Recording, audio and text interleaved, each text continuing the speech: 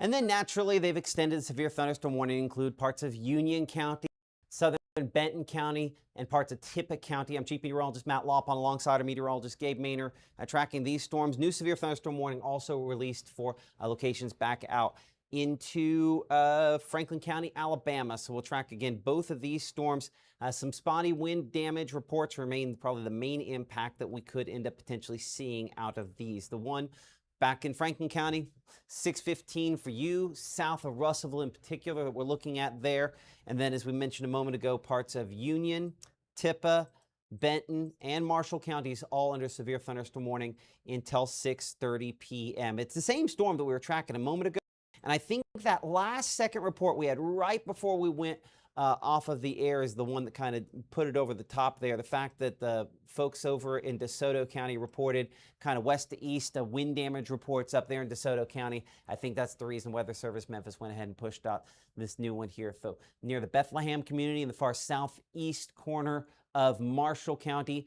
Of course, New Albany, we're watching those storms kind of all around you. I'd say certainly just watch the lightning. I'm going to change the way the lightning strikes look on here for a moment. I think in this case, while it makes it more difficult to see certain things, it also makes it very obvious where the storms are the strongest. Follow the lightning strikes, follow the intensity, and up here south of Ashland to Faulkner to Ripney to Dumas, certainly there's a lot more lightning in that part of the thunderstorm, and so that's, I would say, most likely the most damaging portion. You know, just using that as kind of our metric, looking back toward the west. We talked about it a bit ago, the lightning is up on this. You know, it was down to about 700 some strikes. It's now up to about 900 strikes over the last 30, 40 minutes or so. But notice how clustered, if we go back an hour, the lightning was around the storm when it was moving again through DeSoto County, where we had those widespread reports of damage up there and the sporadic damage to Santobia. Well, you saw that from our Maggie McCauley earlier there. Look at the lightning concentration there. We go, say, about a half hour ago during our 5 o'clock broadcast, the quantity of lightning not as significant. Yeah, it was left over there, but we had some up there toward Holly Springs. But then we've really seen it kind of ratchet back up for locations farther east. So again, the portion here that's in Lafayette County, I would say again, below severe limits on this here. Same really the Bethlehem area possibly. It's just, I'd say up here toward Wittentown. If your eyes, I mean, my eyes follow right here to where that lightning is the most significant. That's most likely where we have the bigger concerns with this. We're going to check the wind mode here on Mama Justice Doppler radar. I'm going to check this a couple different ways. That's looking from the Memphis radar out there at the Memphis National Weather Service. Let's go ahead and change it over to the radar at the Memphis Airport here for a moment. Sometimes that can get us a better shot at that wind, just in case there's something a little stronger than maybe initially meets the eye. See, now that, Gabe, we should have been on this radar the whole time. That does a much more effective job, again, showing that arc of long-lived wind that we've seen out. The red's there, again, direction you can see away from the radar up there in Memphis, really south of the airport there, and moving toward Wittentown and Hickory Flat and Myrtle, where that kind of sustained wind is right now. Now, you'll notice that we kind of bring it to the current time, we just kind of get an idea of how fast the radar says. It's mainly 40, 50 mile per hour winds, but in some spots there, that could be up around 60 miles per hour. And just with the history of wind damage, it's enough for the Weather Service to go ahead and extend this warning for locations farther east. So again, tracking that wind in particular, that kind of ring of wind, might be the best way to describe it there. Arc, maybe from Ashland to Hickory Flat, southward, kind of toward the east. We've been moving this at speed about 35 miles per hour or so, Gabe. Is that what we want to go? Maybe 40? Up to 40. Let's go 40. Okay. So go 40 miles per hour there. So Ashland over you now. The Darden community, we're looking at this, tracking that toward you at about 544. We're looking at Pinedale, 548. Myrtle, about 549, toward the Canaan area at 553. Hurricane at about 555. Blue Mountain about 555 as well. Let's go ahead and change the size of the locations here, and we'll just extend that farther east. Now, we've got a lot of smaller communities there. For some larger ones, New Albany about 559, so right before 6 o'clock for you. And I know we do have some thunderstorms around. We're tracking kind of that arc of stronger wind generally moving toward you. Now, I don't have as many lightning strikes back here in western Union County, so this is less convincing than when it was in DeSoto County. In DeSoto County, a lot of lightning, very obvious. This, we still see the arc of wind, but is that wind more 40 miles per hour as opposed to 60? That 20 miles per hour makes a difference here, but we're also starting to enter the prime ice storm territory where it's easier to knock down some of these tree limbs. I know, again, we're all going to be sick about talking about the ice storm 3 years from now, and I'm still going to be saying that same thing. But that's unfortunately where this still kind of lies with this. So Ripley for you about 602. We're looking closer to Faulkner about 604 there. Ecru about 605 down south there. That might be a little fast on that for you, but Dumas about 610, Guntown 630, Saltillo about 632, and yeah, the north side of Tupelo there, somewhere around 630 or so. Possibility that, again, some of the gusty wind, whether it's fully severe wind or just some gusty wind, moving toward you by that point in time as well. We'll go and clear that off of there, go back over to the regular rainfall mode here, lightning. There's this boundary here that we're watching as well. We'll check at this a couple of different ways. Let's go up to our camera there in New Albany, where we're monitoring some of the storms there. Excuse me, we'll try to make sure that one is gone. So let's see if I find the right one of these. So New Albany, looking out of our camera there, again, looking toward some of the heavy rainfall. Again, gusty winds, but not a lot of movement on that camera as of this time. At this point there, and so we'll monitor that as we go closer. Coming back down here to Tupelo for a moment, and our camera there, again, kind of bouncing around. You could sort of see the storm that's on the south side of town on our Mitchell Cunningham and Bowling camera in the Tupelo area. Definitely has a little bit of gusty wind. If I get out of the way for a moment, you can see, again, we have storm south that's, again, below severe limits, might have some 40-mile-per-hour winds on it, and one up north that it's, again, a little below severe limits as well. And appreciate our friends there at Mitchell Cunningham and Bowling. We've got them assigned to a camera up in Guntown as well. Let's see that Guntown camera more in the rainfall, but not moving as much. So again, an example of how that one is not quite as windy as the one that we have down on the south side of town there. Let's get off of those cameras here for a moment. Gabe, again, looking at some of your pictures that you've been sending. I know he's been posting some of those on my Facebook page and his as well. Let's go ahead and bring in our meteorologist, Gabe Maynor, here for a moment. And Gabe, you know, kind of looking through what you're seeing, again, primarily wind damage, it looks like, on some of those pictures coming in, right? Yeah, and it's not necessarily a full tree down, but it's still some pretty large limbs that are knocked over in Belmont. This a result of a sub-severe storm, but like Matt mentioned, peak ice storm territory. Belmont, one of those locations. Joy submitting this photo. You can see some of those large limbs that are draped over trees. The canopy of trees are in the distance, and even one there on the ground, unfortunately, there in the distance. So, you know, sub-severe gusts can still be impactful, and whether it's those limbs that were damaged from the ice storm that we're trying to recover and then exactly have enough time to do so, that's kind of what we're looking at. And then as we're looking at some more of those reports that are coming in, you know, a lot of it's just the dark clouds that are being seen across North Mississippi. So, Matt, you know, reports not necessarily what you want, but if you do have any of those reports, send them in to us through the Mississippi Live weather app, and we will continue to update you guys what we're seeing, as well as the National Weather Service coming into the next few moments. But power outages, for sure, the biggest impacts being seen so far. Okay, and you know, do you have any updates on those power outages, or you want to get those ready and signal me back in a minute? Well, there we go. I can at least show you Tishomingo County, which I feel now like that's a fairly significant one on the south side of the county, right? Right around Belmont, kind of what we were talking about. That's Belmont and the Golden, where we saw some of that damage a little bit earlier on in the flooding rainfall. 859 outages. This would be just west of Red Bay, right along Tishomingo County and Itawamba County, even there towards Franklin County. So glad they issued that severe thunderstorm warning, because this storm definitely did pack a punch a little bit earlier on as those numbers have continued to climb in Tishomingo County. But elsewhere, I can tell you one thing, Entergy is going to be busy tonight. Yeah, back in West Mississippi. I think that's true. Appreciate that. Our meteorologist, Gabe Maynor. Hey, so you know ahead of this, one way, again, to stay ahead of storms is to track these using Weather Call. It's a phone alert system. It'll let you know if you're in the danger zone. I think of it as one of those layers of protection we might like to talk about when we talk about severe weather coverage, to make sure that you can get to your safest possible location. Again, it does come with a charge. You can see that QR code below me there on the screen. But again, it's something I have it for my family, recommend it for yours. Because it'll let you know if one of these warnings is issued for you. The Mississippi Live weather app also sends alerts as well. We want as many things to go off as possible to let you know something could be up. In Pontotoc, you're outside of the storms. We do have a shower, if I get out of the way enough, maybe get that out of the way. You can see just pretty much on the north side of town there. Additional showers, the strongest storms are a little bit farther north than the Pontotoc area. Back over to Mama Justice Doppler radar for a moment, looking towards some of those. Again, back toward New Albany, obviously. Again, one of the spots where we were looking just a moment ago there. We're going to check the wind mode here a couple of different ways.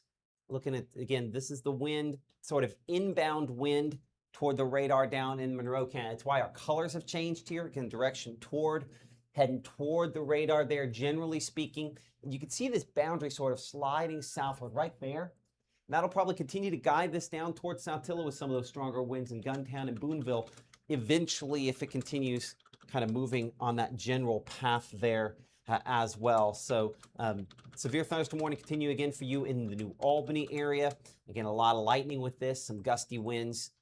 Certainly likely as well. And the heavy rainfall, we mentioned this toward the end of our 5 o'clock broadcast. We don't want to kind of miss this here. The rainfall rate has been extremely significant, and the movement on the slows, on the storms, extremely slow. You'll see some of these purples in some spots up here in Tippah County that really haven't moved over the course of the last hour, and that has really started to allow some of those rainfall totals to start adding up to some locations there. Look at our 3-hour rainfall totals there.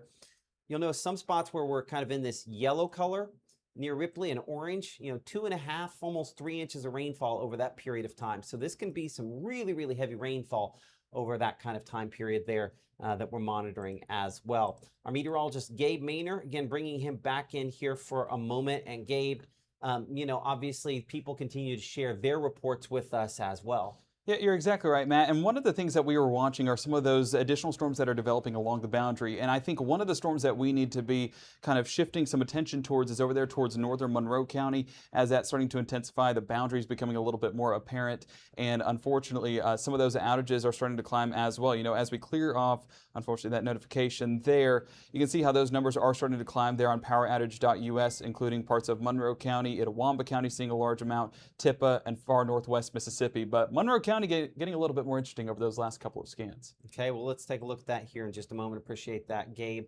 As we do, we're going to come back in here and looking Monroe County and parts of, I would say, still southern Lee County. I don't really show a whole lot in Monroe County yet, but I think, again, it's that storm trying to expand into Monroe County if it kind of continues this. The fact that we have that boundary there, I think that would indicate that there'll probably be some expansion there. Maybe some gusty winds. Listen, in comparison to some other spots, again, that is much, much weaker. That does not to say that this doesn't at some point, take that next step. But this is that one we were looking at over Tupelo Tamarack just a little bit ago. And what this also shows is that if you go above the surface, there's a little bit more storm there than is obvious necessarily on the lowest scans. So around Nettleton here, these probably tall enough. I don't think we're talking about hail, but as they kind of collapse, some 40, 45 mile per hour winds will be possible out of those as well. So we look up with the storms farther northwest, up here closer to New Albany and back up there. I do have one that's kind of back in the midst. See, that one's a little taller, kind of sticking back in there a little farther north. We'll go back to 2D mode to kind of pick that out. And that's, again, that storm that's just had all this lightning up here closer to Whittentown, west of Ripley there, south of Ashland. And it was fairly open territory there, but again, some damaging winds with that. These two really kind of sticking out. The one that's kind of west of New Albany, moving more toward Ingomar, and the storm that we have up here toward Whittentown. Now, let's make sure we're clear about something here for a second. These are not tornado-producing thunderstorms, okay? We're not going to get tornadoes out of these thunderstorms here. But with as much lightning as they're producing, sporadic wind damage, that's why power outages remain the big impact. Gabe, continuing to look at those power outages here behind the scenes. And that one in southern Lee County doing an effective job producing some of those, right? Exactly. You're still getting those sporadic reports, but right around Shannon, 302 outages being reported just west of 45, as well as 69 outages east of 45, so kind of sandwiching 45 there with additional reports north of Nettleton. As that thunderstorm continues to work its way on through, we have 24 there. Matt, before I let you go, I do want to say Ripley, 1,105 outages there, and that red spot showing up there. So Tippah County EPA going to be busy this evening as well. Additional reports south of Ripley, this will be east of New Albany, seeing a few sporadic outages pop up, but nonetheless, 1,100 outages in northern Ripley right along Highway 15. That's definitely going to be impacting some folks there as additional thunderstorms move on through. But I say it every time, perks of having an app, right? You can watch it without power as long as your phone is charged. So just continue to keep those devices charged if you're out ahead of these storms, so that way you're able to stay tuned with what we have, and you're able to stay ahead of these storms as they move through Tippah County and eventually continue through the rest of Prentiss County off there towards Union County, and then eventually Lee County. I can even hear some of the rumbles of thunder there in the distance as we speak. So we're watching for that. Entergy, one more look out there. A lot of red showing up as those outages are numerous over there towards northwest Mississippi, including DeSoto and Tate County. That was as those storms started to initially move on through, and Tunica County seeing a little bit of that as well. And Senatobia, hopeful Maggie still has power, as well as her entire family, just so they can stay cool as well. But some pretty decent numbers coming out of this storm. I think the latest there, we can use poweroutage.us to really assess that. 17,000 outages across the entire state, with the bulk of that coming out of North Mississippi so far. Okay, our meteorologist Gabe Maynor again reporting for us here in our downtown Tupelo studios. Appreciate that, Gabe. As we're looking out of our camera in the Tupelo area, looking southward into some of those thunderstorms, the ones he was mentioning there in Monroe County, using our Mitchell, Cunningham, and Bowling camera on the south side of Tupelo. Again, fairly heavy look to that one at this point in time. It does not, again, have any sort of official severe thunderstorm warning on it at this point in time. Our camera, I think, is going to end up moving quite a bit on me when it picks back up here in just a second. Our connection's kind of in and out to it at this moment. Ooh, that's going to keep on going. It took the last command, which was a move. And so we've switched this around, again, looking back toward the northwest. So we kind of have them coming from both directions here in the Tupelo area. The one from the west is more likely to produce some spotty wind damage than the one on the south side of town, but I think both could potentially have a little bit of that. I certainly wouldn't discount that possibility there. Again, so this is our storm moving in from the west. And one thing that's interesting is, again, you have this kind of sustained boundary here that this storm has sort of continued to expand upon, so that will expand southeastward along that as well. We need to get over briefly, and then we'll come back over to the New Albany storm. We need to get over briefly here to the storm, again, east of Red Bay here, east of Russellville. This storm, not as impressive as some of the other ones that we were tracking, but we wanted to kind of get in and get a look at it. Weather Service there in Huntsville issuing this warning a little bit ago. Continued again to show that expansion toward the south and east, about to really cross out of the warning itself. Haven't had a lot of reports on this one yet. Of course, you can share your reports with us using the Mississippi Live app. Just search for Mississippi Live on any of the different platforms to pick up our streaming. And of course, pick it up for Roku, Apple TV, Fire TV to make sure that you're up to date on the very latest on what is possible with these. Gabe's, of course, getting some of your pictures ready that will show at the beginning of our 6 o'clock broadcast come up here in a couple of minutes. Again, looking back toward the west on this, nothing really developing back in the western part of the state. As we kind of take the overall look here in North Mississippi, I think it's pretty clear where storms are most significant. This big cluster we have up here, Union, Tippah County, Benton County, and then that storm we have down there, kind of the intersection of Lee, Itawamba, and Monroe counties. Those are the two kind of main thunderstorm clusters that we do have at this point in time here. And really, I would still say peak impact at this time, maybe some damaging wind, but honestly, it's going to be really heavy rainfall out of what we have up there in northern Union, Tippah, Benton counties in particular. This kind of cluster of storms here remains our strongest at this point in time. Bringing in kind of the latest scans here, showing again that cluster there. We'll use a way we haven't shown in about the last 30 minutes or so. We probably should, the echo tops on these. I'm gonna have to kind of pull off the lightning here for a moment. Where you show the darker reds, that shows some spots here where these storms are up to about 55,000 feet. That's some pretty tall stuff there. And this storm again down here, southeast of Shannon, or southeast of Verona, I should say, northeast of Shannon, which really that one that's kind of sliding southward, also about that high. So pretty clear the storms that as they go through a collapsing phase could be most likely cause some issues there, but certainly watching those storms very closely as they go through some of those spots. Okay, we're going to go ahead and begin our 6 o'clock broadcast here for a moment. So for those of you at home, we'll take a little pause for just a brief second, and we'll be back with more continuous coverage. You're watching Mississippi Live on the Mississippi Live app on Apple TV, Fire TV, Roku, as well as Facebook and all the different social medias. We'll be right back. I have been going to Tupelo Smiles my whole life. When I was a kid, I was unhappy about some uneven coloring on my teeth after getting my braces off, which at the time there really wasn't a fix. I was recently made aware of a solution that would totally fix it, which is exactly what we did. They not only heard my concerns, but they never stopped looking to solve my problem, and that's why I love Tupelo Smiles.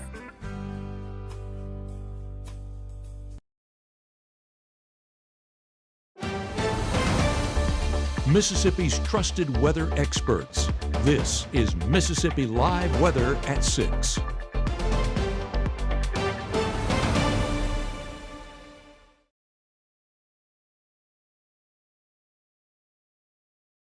And we are expecting that we'll continue to probably have a potential for some active weather as we go throughout the next couple of hours here. You can see looking at our hour by hour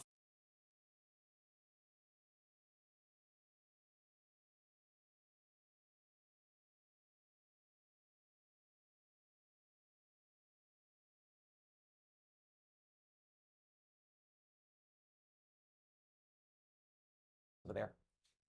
Okay, so looking at the hour-by-hour forecast this evening, as you can see, we'll continue to have some storm chances on the way over the course of the next couple of hours here. The expectation is that most storms should hopefully remain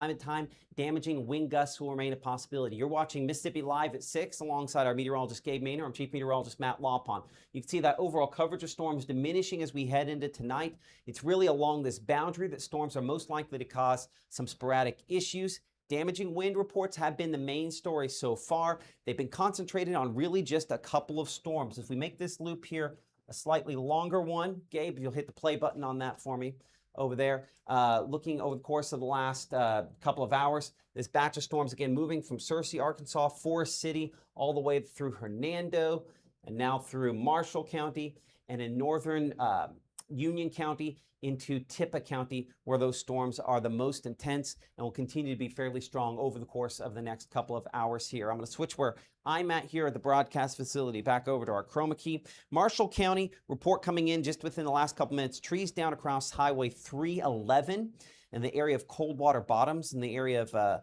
McAllister. Tree fell on a moving vehicle, but thankfully no injuries reported. One of the many reports we're getting in, video coming in, our Emily Leonard got for us again behind the scenes here of what some of these storms are producing. No location on this, but certainly kicking up some of the wind gusts there. Elizabeth showing you that as much as we're talking about rain and how heavy that rainfall could end up being, it's sometimes just the dry wind gusts, a sign that we are battling a couple things here. Expanding drought, plenty of heat, gusty winds, flooding rainfall, all unfortunately kind of on the table as possibilities. And so I appreciate Elizabeth for sharing that with us using the Mississippi Live app. Again, you can share your pictures with us using the Mississippi Live app, free and available for all of those various different devices there. And we appreciate Elizabeth for doing just that. Bring it back over here to Mama Justice Doppler radar. And we're really kind of concentrated on the most intense storms here from south of Blue Mountain to north of New Albany. Part of a severe thunderstorm warning for those locations. It remains in effect until 6:30 p.m. Tippah, Union, parts of, again, Benton County. Been a ton of lightning. The lightning strikes, something that are really significant and really came up between the 5 o'clock broadcast and this one.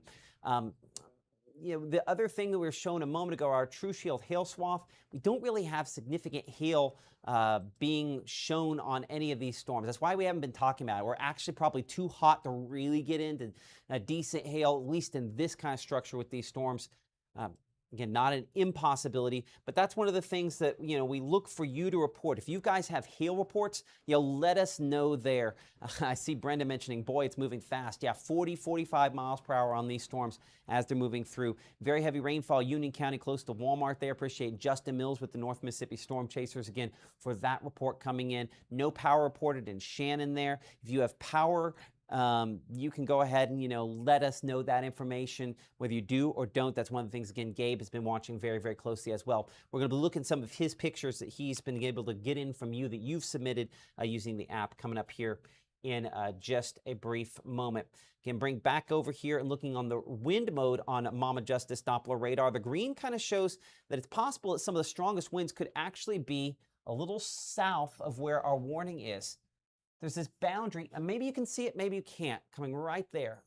You sort of see that maybe shift in gray. Either way, that's kind of the leading edge of some of the rain-cooled air that's spread through the Tupelo area, and some of the wind here kind of hugging the south side of that. So while Tupelo, this is not directly west of you with this warning yet, I think some 40 to 50 mile per hour winds still remain possible for you as this approaches over the next 30 to 40 minutes or so. Checking our cameras, we're going to go with a couple of these. We're going to go to Pontotoc County, then we're going to go over to Calhoun County, and then back up to the New Albany area, kind of in the heart of this. Looking at Pontotoc County, again, you can see the edge of the kind of rain-cooled air there. Sometimes we'll call that a shelf cloud. So while no official warning on this, let's make sure we're very clear. No matter what kind of low dangly stuff you see on this, no tornadoes out of these kind of storms. It's going to be gusty winds. That's the main impact that we will see.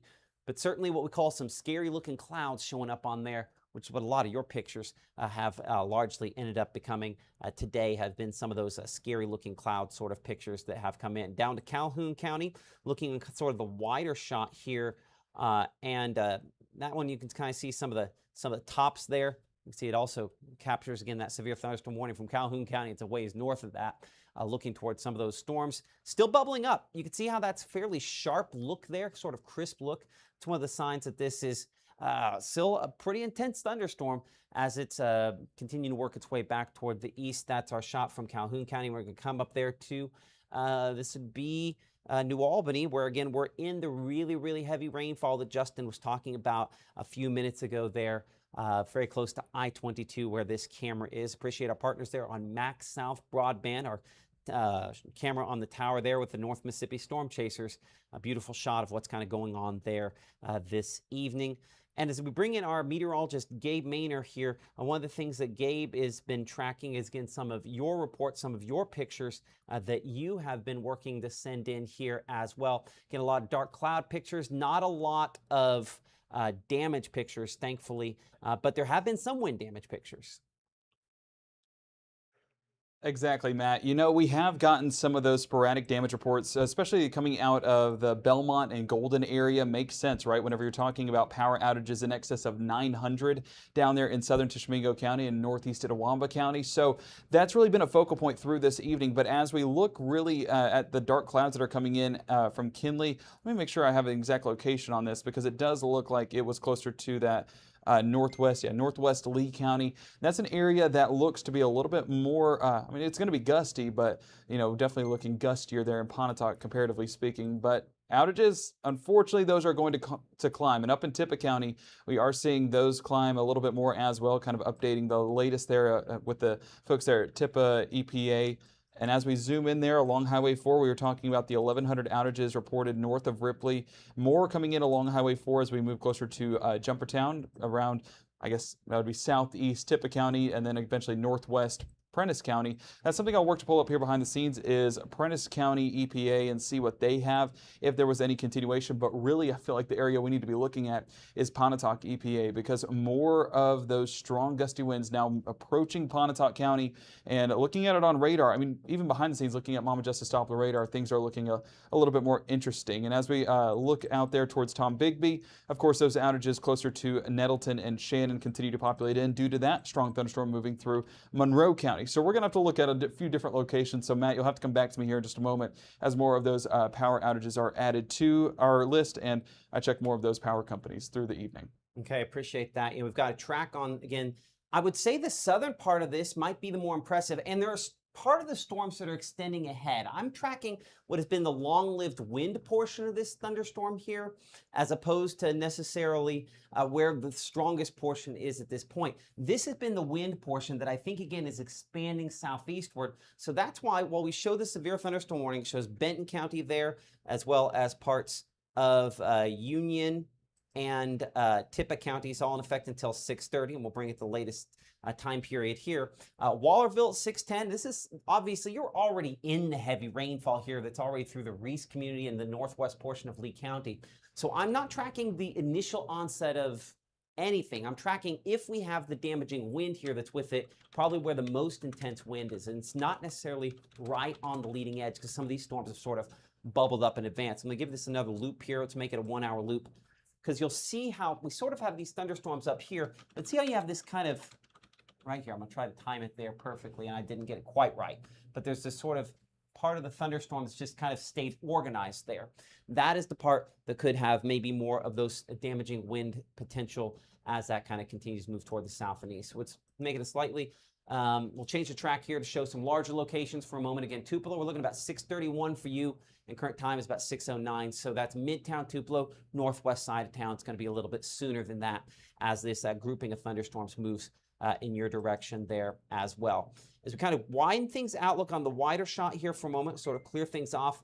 We have these kind of green lines, these boundaries indicating where some storms could continue to develop. We do expect a sporadic number of these thunderstorms to continue working eastward over the next couple of hours here as well. I'm going to track the northern part of this line. While I'm not as impressed by some of that, we also have flood advisory that's been issued for some spots there. The locations, I don't know if you can pick out the edge of this kind of green box there.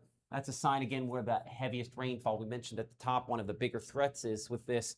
That's kind of the leading edge of that as well. Let's do the whole sort of north side of where that arc of wind could be and track that at about 40 miles per hour in case it hits folks that are a little farther north. So Fairfield now, we're looking at Dumas now, closer to Pine Grove at about 6:14. Jericho about 6:17, Bethany at 6:19, and then getting closer to Gueville by about 6:23. And if that holds together more to the east, that'll eventually get there toward Guntown about 6:25, Saltillo at about 6:25 or so, Boonville 6:34, Marietta 6:41, Rienzi at 6:41, and Gabe will swing that Rienzi camera and make sure that's looking west there toward that. Tishmingo about 7 o'clock. Belmont and Golden maybe shortly after that, if that holds together for some of the locations there as well. So as we kind of look at the overall picture here of how things are playing out, we have a front that might knock temperatures back a smidgen tomorrow. Would not expect a huge drop there as far as that is concerned. But this will again be a focal point for storm development this evening. The overall cluster of thunderstorms we have, you can see, largely clears the area by 9 to 10 o'clock tonight and moving 40 miles per hour.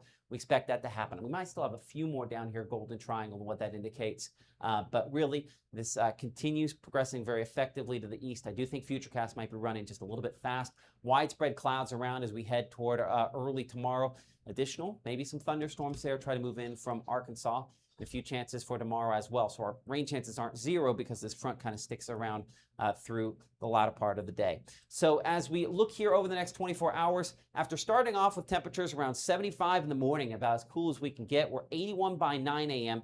Rain coverage only 20% or so, kind of at peak. But kind of like what we've seen today, if you're unlucky enough to see that, you could have some damaging winds to go along with that as well. That's one of the things we're looking at here as Mississippi Live weather continues here in a few minutes. Some of your damage reports, I'm looking at some behind the scenes. We're also looking at a discussion with the National Weather Service. Not likely to see a watch issued. We've had warnings. Warnings are the shorter term. They don't expect that we're probably going to have much more than this storm continue to move east and produce issues. So we will track that in more detail coming up. But 60 seconds from now, it's our Mississippi Live News with Emily Leonard as Mississippi Live at 6 continues right after this. People are like Bulldog Burger Company. Great burgers. Okay, stop right there. Yes, they make the best burger you ever had. Never smashed, but that's not all. Look at this chicken BLT salad. Just look at it. And a chicken sandwich? No. Come in here. Get closer. It's the chicken sandwich. Wait, where are you taking that? Come back. Oh, that's good. Reserve your St. Jude Dream Home giveaway ticket by August 28th, and you'll be eligible to win the house and the bonus prize, a 2026 Polaris Ranger, courtesy of Dream Day Foundation. Visit dreamhome.org or call to reserve your ticket today. Friday, August 21st, don't miss the Tupelo Super Show benefiting St. Jude, featuring the legends of Memphis Wrestling. Reserve your seat right now at memphiswrestling.tv.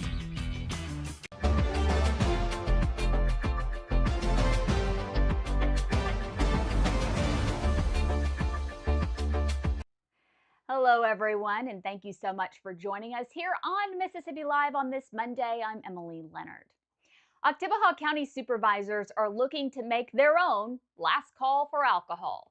Supervisors are considering a new ordinance that would create a cutoff time for alcohol sales in the county for resort areas.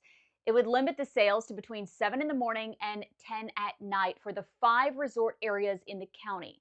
Board Attorney Rob Robertson says it's meant to prevent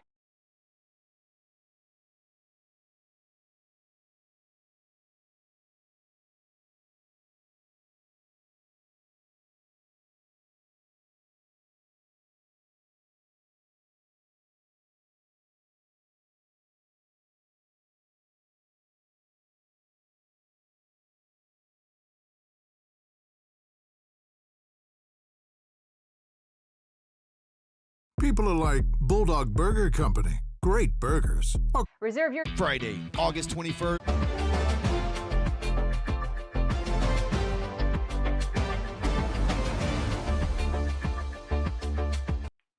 Hello, everyone, and thank you so much for joining us here on Mississippi Live. I'm Emily Leonard.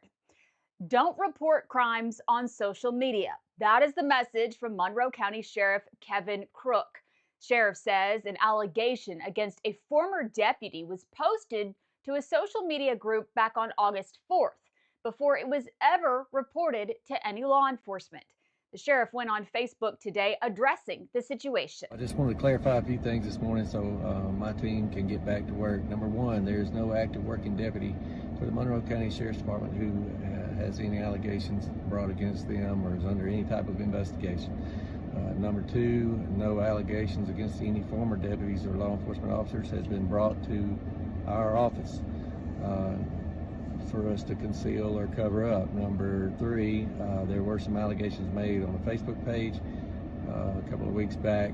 Our Internet Crimes Against Children investigator reached out to the young lady that was the alleged victim and put her in touch with the Mississippi Bureau of Investigations, and they are handling those allegations. So nothing has changed for this department in the past couple of weeks except a bunch of misinformation and hate from people that don't like law and order put out. And so one good thing that's come out of that is I've seen amazing restraint and perseverance and patience by Monroe County deputies in the midst of all of this. And here's why you shouldn't post crimes before reporting it, according to the sheriff. He says it can compromise the investigation, tips off the suspect, or gives them time to build an alibi before charges can be filed.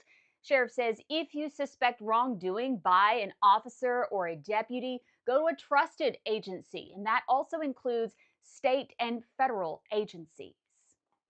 The cupola came down. And what is that, you ask of? Well, it is that tip-top part of the courthouse that you see there. This is the Old Lee County Courthouse, and there it is. Cranes and crews out early Saturday morning removing this portion of the dome, the cupola, if you will. This is part of phase 1 of the construction on the old courthouse, which includes exterior of the building, a new roof, steps, sidewalks, and the cupola, which is just fun to say, so why not say it? It'll be rebuilt and replaced. Thank you so much for joining us here on Mississippi Live. I'm Emily Leonard. Have a great night. There are moments in life when we don't act based on who someone loves, where they're from, or what they believe, because the things that make us different will never change. What makes us human. March 24th, 2023 was a normal Friday. You know, we knew the weather was not good, but we needed to take shelter, and we didn't have shelter. My husband and almost 2-year-old daughter, Ethan and Riley, they did lose their lives in the storm. We're still recovering from it. We'll always be recovering from it. Matt Lopon cares about the community. He's not just there to collect a paycheck. I feel like Matt Lopon has proven himself trustworthy. I always make sure I'm safely strapped in before I start driving.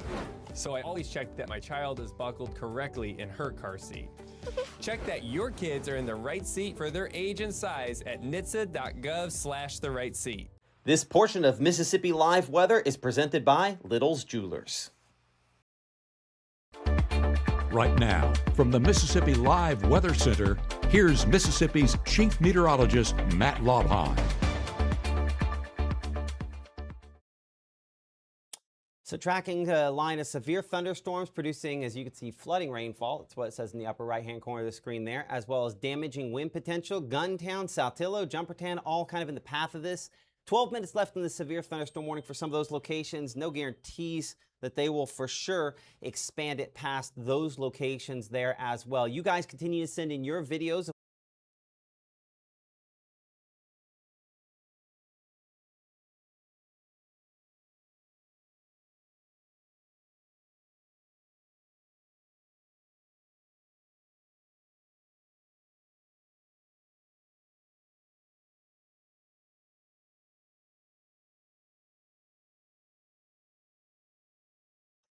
We'll have to double check the coding on that, Emily. I think it's jumping past that as well.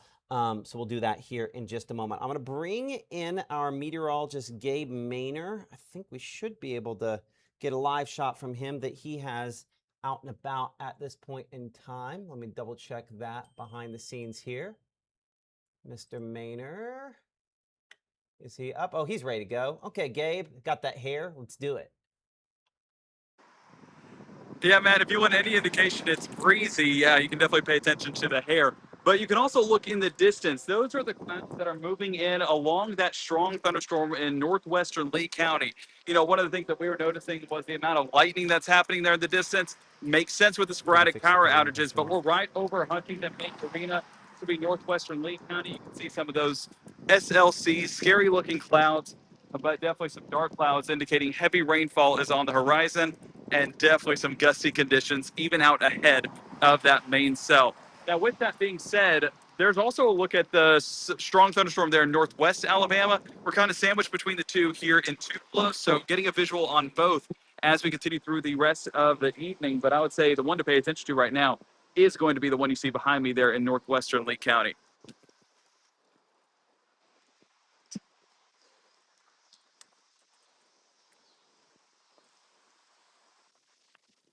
Certainly breezy, right? Appreciate that. Our meteorologist, Gabe Maynor, out there in the wind as that approaches. You know, looking at, again, the wind mode here on Mama Justice Doppler radar, the greens all kind of indicating the inbound winds toward the radar site down in Monroe County. Again, we've had some thunderstorms here that moved down there, 40-mile-per-hour winds maybe. I'd say our heaviest portion here, again, Saltillo back toward the western portion of Lee County. This probably below severe limits, 40, maybe 50-mile-per-hour winds. A lot of different camera shots here to give us some idea of what is going on. We'll start off with our Tupelo camera on the south side of town, kind of looking back into that there. And I see the gray, any sort of low-hanging stuff you see. We are not talking about tornadoes out of these storms. That is not what this is going to be capable of, as that, again, moves toward the camera location there. If I get off just a little bit, you can see, again, there is that line, again, moving its way back toward the east and southeast at about 45 miles per hour, so as it has been going. Honestly, I might have to adjust our camera over to the left just a little bit more, and maybe be more slightly centered closer to where it sort of has the heaviest portion of that. So again, Gabe's going to get some wind. He says it's potentially up around 60-mile-per-hour winds there, so he's going to get some video of that we'll have come up for you here in a couple minutes. Speaking of that video, here's a shot here that our Emily Leonard got together for us. Again, someone sharing this with us of, again, some of this as that storm kind of moving into and through part of the area. Any sort of twisty, sort of low-hanging stuff you see on these storms, not something that I'd be overly concerned with there. Appreciate that shot, and again, appreciate all the pictures that you guys share with us here on Mississippi Live. Bring it back in here to our Tupelo camera, and I think we'll probably slide this up toward our camera in the Guntown area as well, and then we'll head up toward Rienzi to get sort of a look at these storms. Guntown not moving around nearly as much. Our Mitchell Cunningham bowling camera there looking back toward the west. We'll go up to Rienzi. Our shot there kind of looking into these storms as well. Up in Alcorn County, we're kind of having a look southward into them. Storms rolling in, yes. but the portion that's up there in Alcorn County, moving toward Alcorn County, is substantially weaker. So I would definitely say those storms remain below severe limits for that location. Our chat, where you guys can again share if you've got something.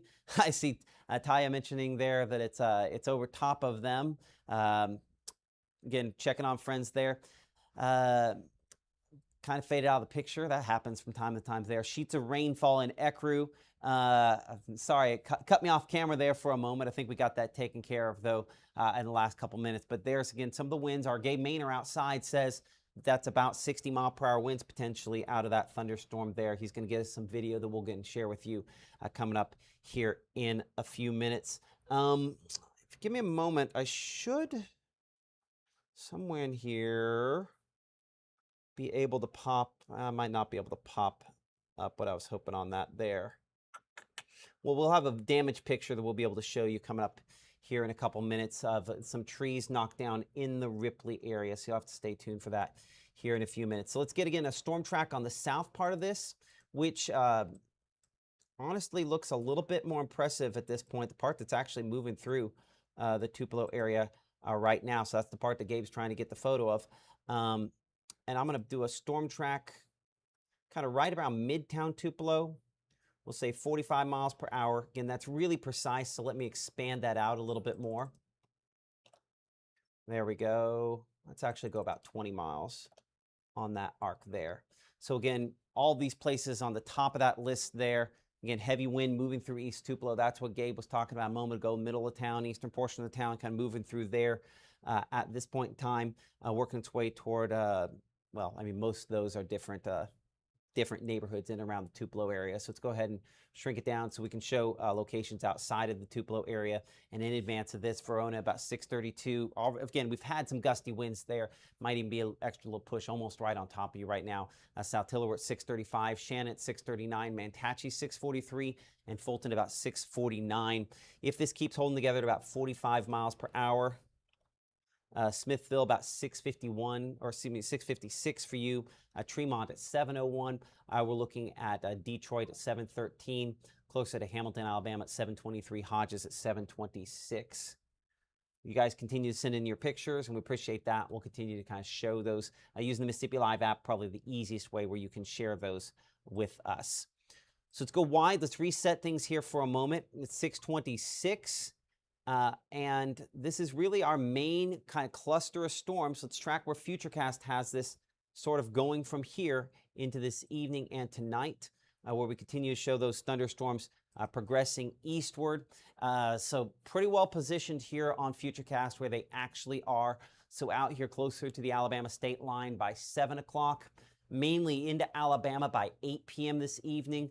And I know we've already had some storms in Russellville, some wind up there in northwest Alabama. I think all the damaging wind out of this will be eastward by that point in time. That's not to say that some of this doesn't expand farther south, but still some questions as to how far south that's able to kind of maintain itself there.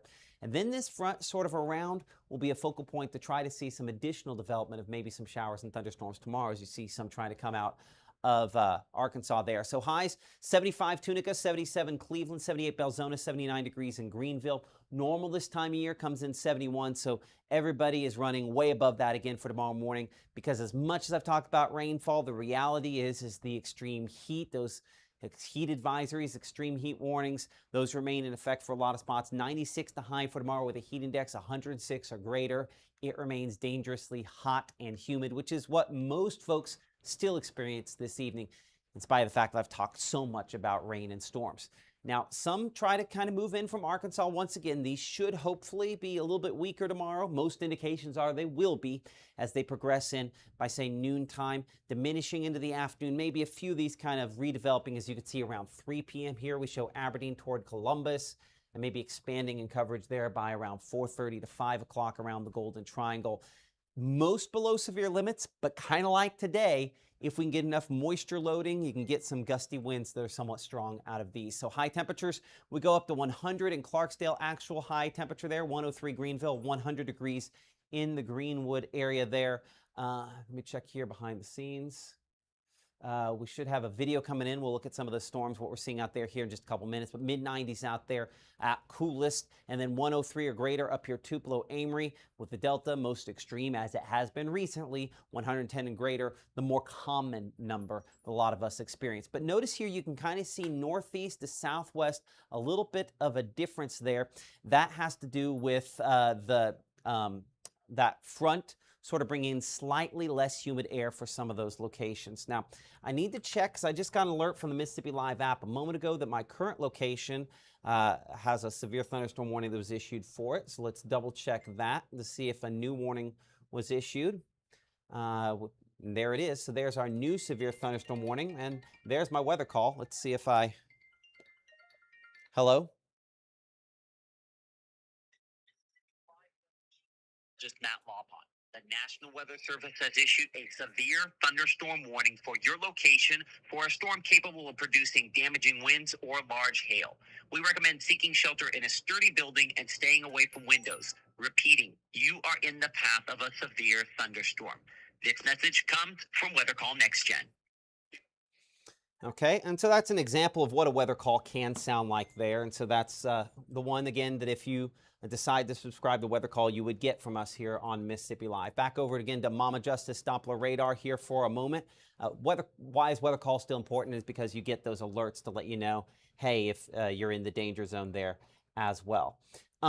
Let's look here at some of the video coming in from this storm in the northwest part of the city of Tupelo. This shot here, I think, coming in from our Emily Leonard in Lee County. Some branches falling, or at least blowing there in the wind. Doesn't look like the big stuff falling there as that storm moved through. Reports, again, some power outages in West Tupelo coming in from some folks there as well. But trees are moving, leaves are falling. And at least somebody there, I think, excited the fact that it doesn't feel 10 million degrees. It doesn't look like any significant damage on there, but an example, again, what it can look like as those storms move through. Here's something, again, appreciate our Emily Leonard for sharing that video with us. She is getting all of our videos kind of prompted and put into place behind the scenes here. We also need to probably come back inside, Gabe.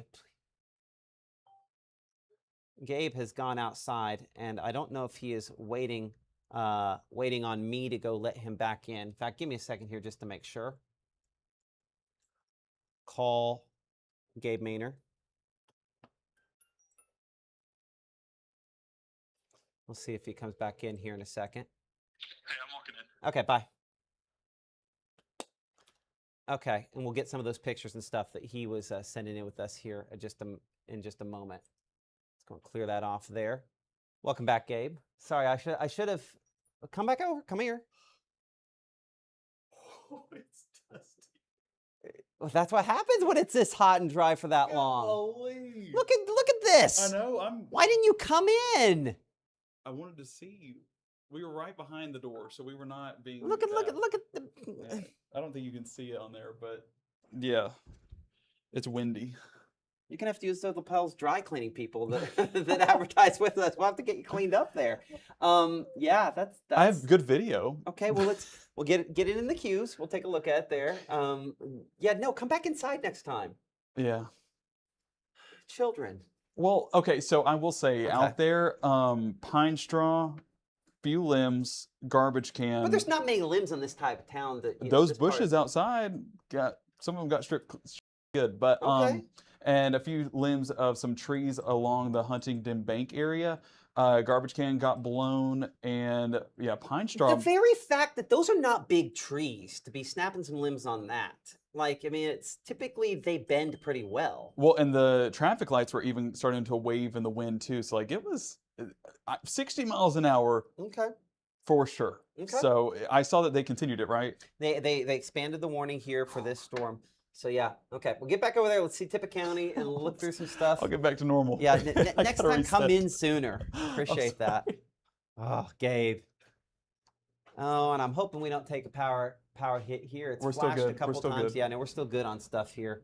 But yeah, we're taking some power hits down here as the wind kind of comes through, which happens from time to time as well. If worse comes to worse, everything's still on in the in the home studio, Emily, and you get to track stuff if we go off the air. So good luck and Godspeed, and may the force be with you. She does not look happy about that.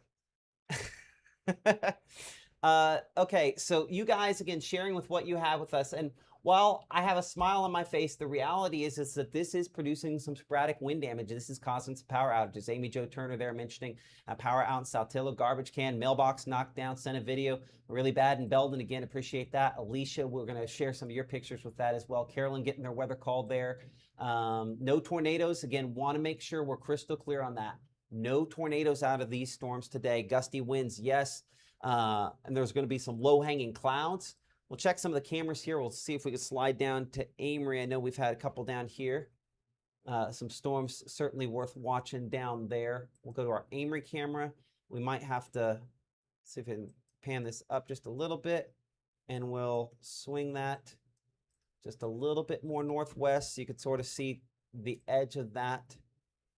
Oh, man. But this one has gotten real touchy on how far it goes down. Give me a moment to please behave. Perfect. Okay, got it the right direction there. I'm gonna move this over there as well. So again, appreciate our partners with the North Mississippi Storm Chasers. There we go. Have our door open down here to let in some cool air because the heat sometimes messes with us down here. Large oak tree down Cairo Road in Ecru. Picture in chat. Appreciate that. And hopefully the folks there with the North Mississippi Storm Chasers with that. Hey, Gabe, mute your microphone for a second and find out who this is here. Oop, and it went away. So never mind. Well, if they call back. Oh, I know what that is. That's that code red call. It tends to come in a little bit slower than weather call, which is fine. I think, again, we recommend it. We want as many layers as possible to let you know if you're in the danger zone. So thank you so much. Again, Amory, this is generally speaking heading toward you. Some wind damage possible, but this is not going to be a tornado producing thunderstorm as it moves in your direction there. Let's go and do a grand reset here for a moment so we can kind of get things squared away. You're watching Mississippi Live here. Again, we're a 24/7 streaming service based out of the Tupelo, Mississippi area. Strong damaging winds, main impact that we have seen out of storms today. We have not had a ton of reports, but we have had some. Gabe, if you could make sure to pass along the National Weather Service there, that report from Ecru, as well as that report from Ripley. Make sure that folks know that, this has produced at least some wind damage, so we're passing that along to the National Weather Service. What you have posted in the Mississippi Live app also shows up in there as well. Gabe, we want to get the monitor on behind you so we can look at some of those app pictures here in a moment. But this line of storms has been long-lived, and by long-lived, I mean really long-lived. If I make this, we don't typically on this radar do something this long. We'll go a longer track, let's say a 6-hour track here. And you'll notice this batch right here, this is the same storm, essentially, all the way in. And this gap we have is just reports that haven't become official storm reports yet, but you guys have already been experiencing. That's what's caused those power outages. It's what's caused some of those limbs to get knocked down. And will probably continue to do so for a while. We'll make this a shorter loop. We'll make it a 1-hour loop, and we'll come in and sort of look, again, some all clears here for a moment. No tornadoes. I want to make sure we're crystal clear on that. And once this is through where you're at here in Pontotoc again, Enville, you're already past the worst of this here as this continues to move toward the south and east. I'm going to have to mute group chats here for a moment. My small group chat is having a great time doing some storm chasing of their own, which they don't need to do.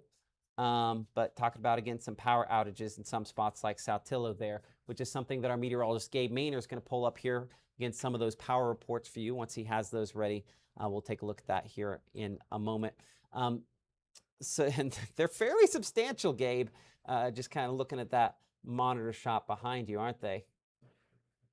Big time, Matt. Exactly. You know, you talk about Saltillo in particular. That's where some of those gustier winds, I would say the back end of those, that line of gusty winds that we experienced, kind of the heart of that in Tupelo. Some of those back building there more towards Saltillo. 426 outages. This would be west of 45, kind of west of the honestly along Birmingham Ridge Road up there towards 348 a little bit more. So we're watching that for you basically right along Birmingham Ridge Road now that I'm looking at it.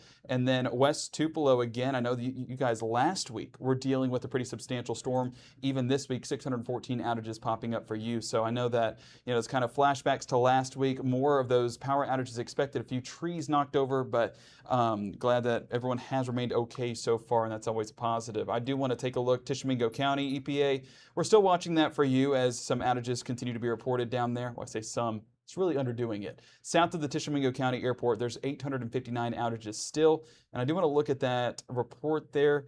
So yeah, 977 outages right now, and then that has pretty much sustained itself as crews are waiting on these storms to clear on out before they do get out. Tippah County, another area where we're seeing some pretty substantial outages. Luckily, those have come down a good bit from the last 3 hours or so, Matt. So crews are out. They're just waiting on the storms to get clear so they can stay safe, so that way they can go out and help others. Yeah, and their concerns continue to be significant on these. The last assessment from the folks there at the Weather Service, putting out an update within the last like 40 seconds, their assessment may be as high as 65 to 70 mile per hour winds out of this thunderstorm. I think that does jive to a certain extent with some of the reports that Gabe's going to be pulling up here in a couple minutes that you guys have shared with us as well. So we're going to check the wind mode here on Mama Justice Doppler radar. We're kind of on the close shot here on wind. There we go. And it does not look ridiculous on this, which is somewhat to be expected. When we get these strong straight line winds, they don't, you can clearly see where they're at. Already we're now Shiloh and Nettleton there, kind of the leading edge of some of those stronger winds, which are running, I think, a little bit ahead of the actual storm itself. So, we look at the rainfall mode here, right? And the rainfall mode says it's way back here. Let me make sure that we're on current time on this. Aha, there we are. So that's still a couple minutes old on its positioning. There we are. There's the latest scan. But you notice the wind is running ahead of that. So you have maybe the very strongest wind right here, but running ahead of that, you still have that gust front of maybe 50 mile per hour winds.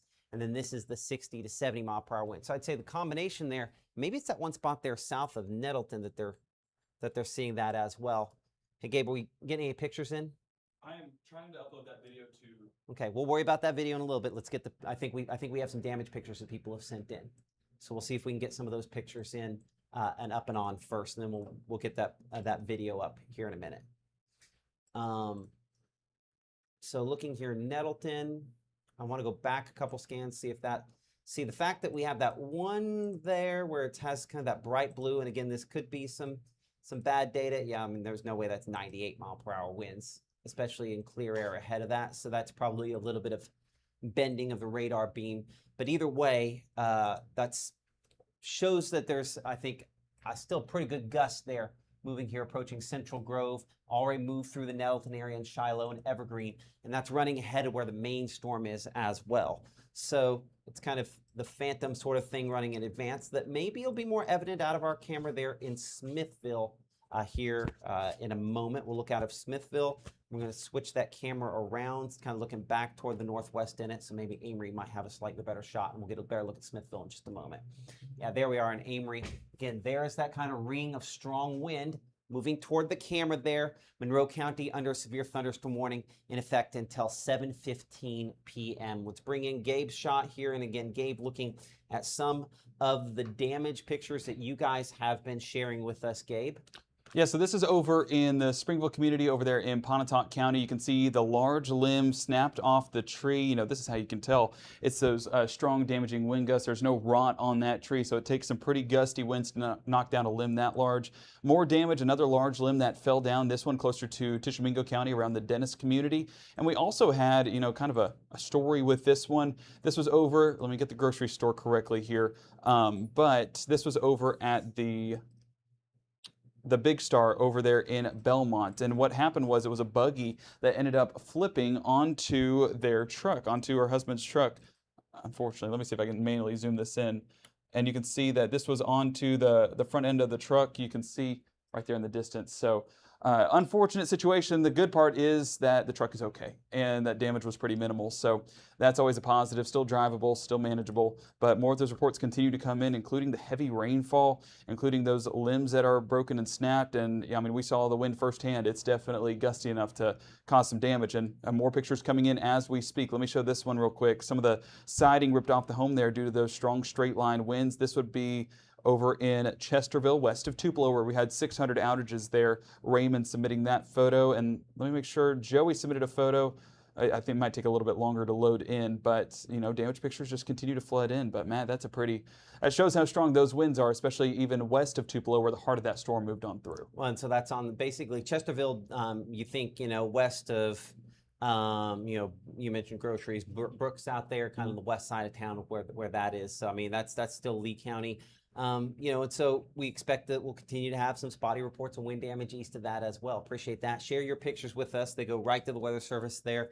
The folks there can see those right with us as well.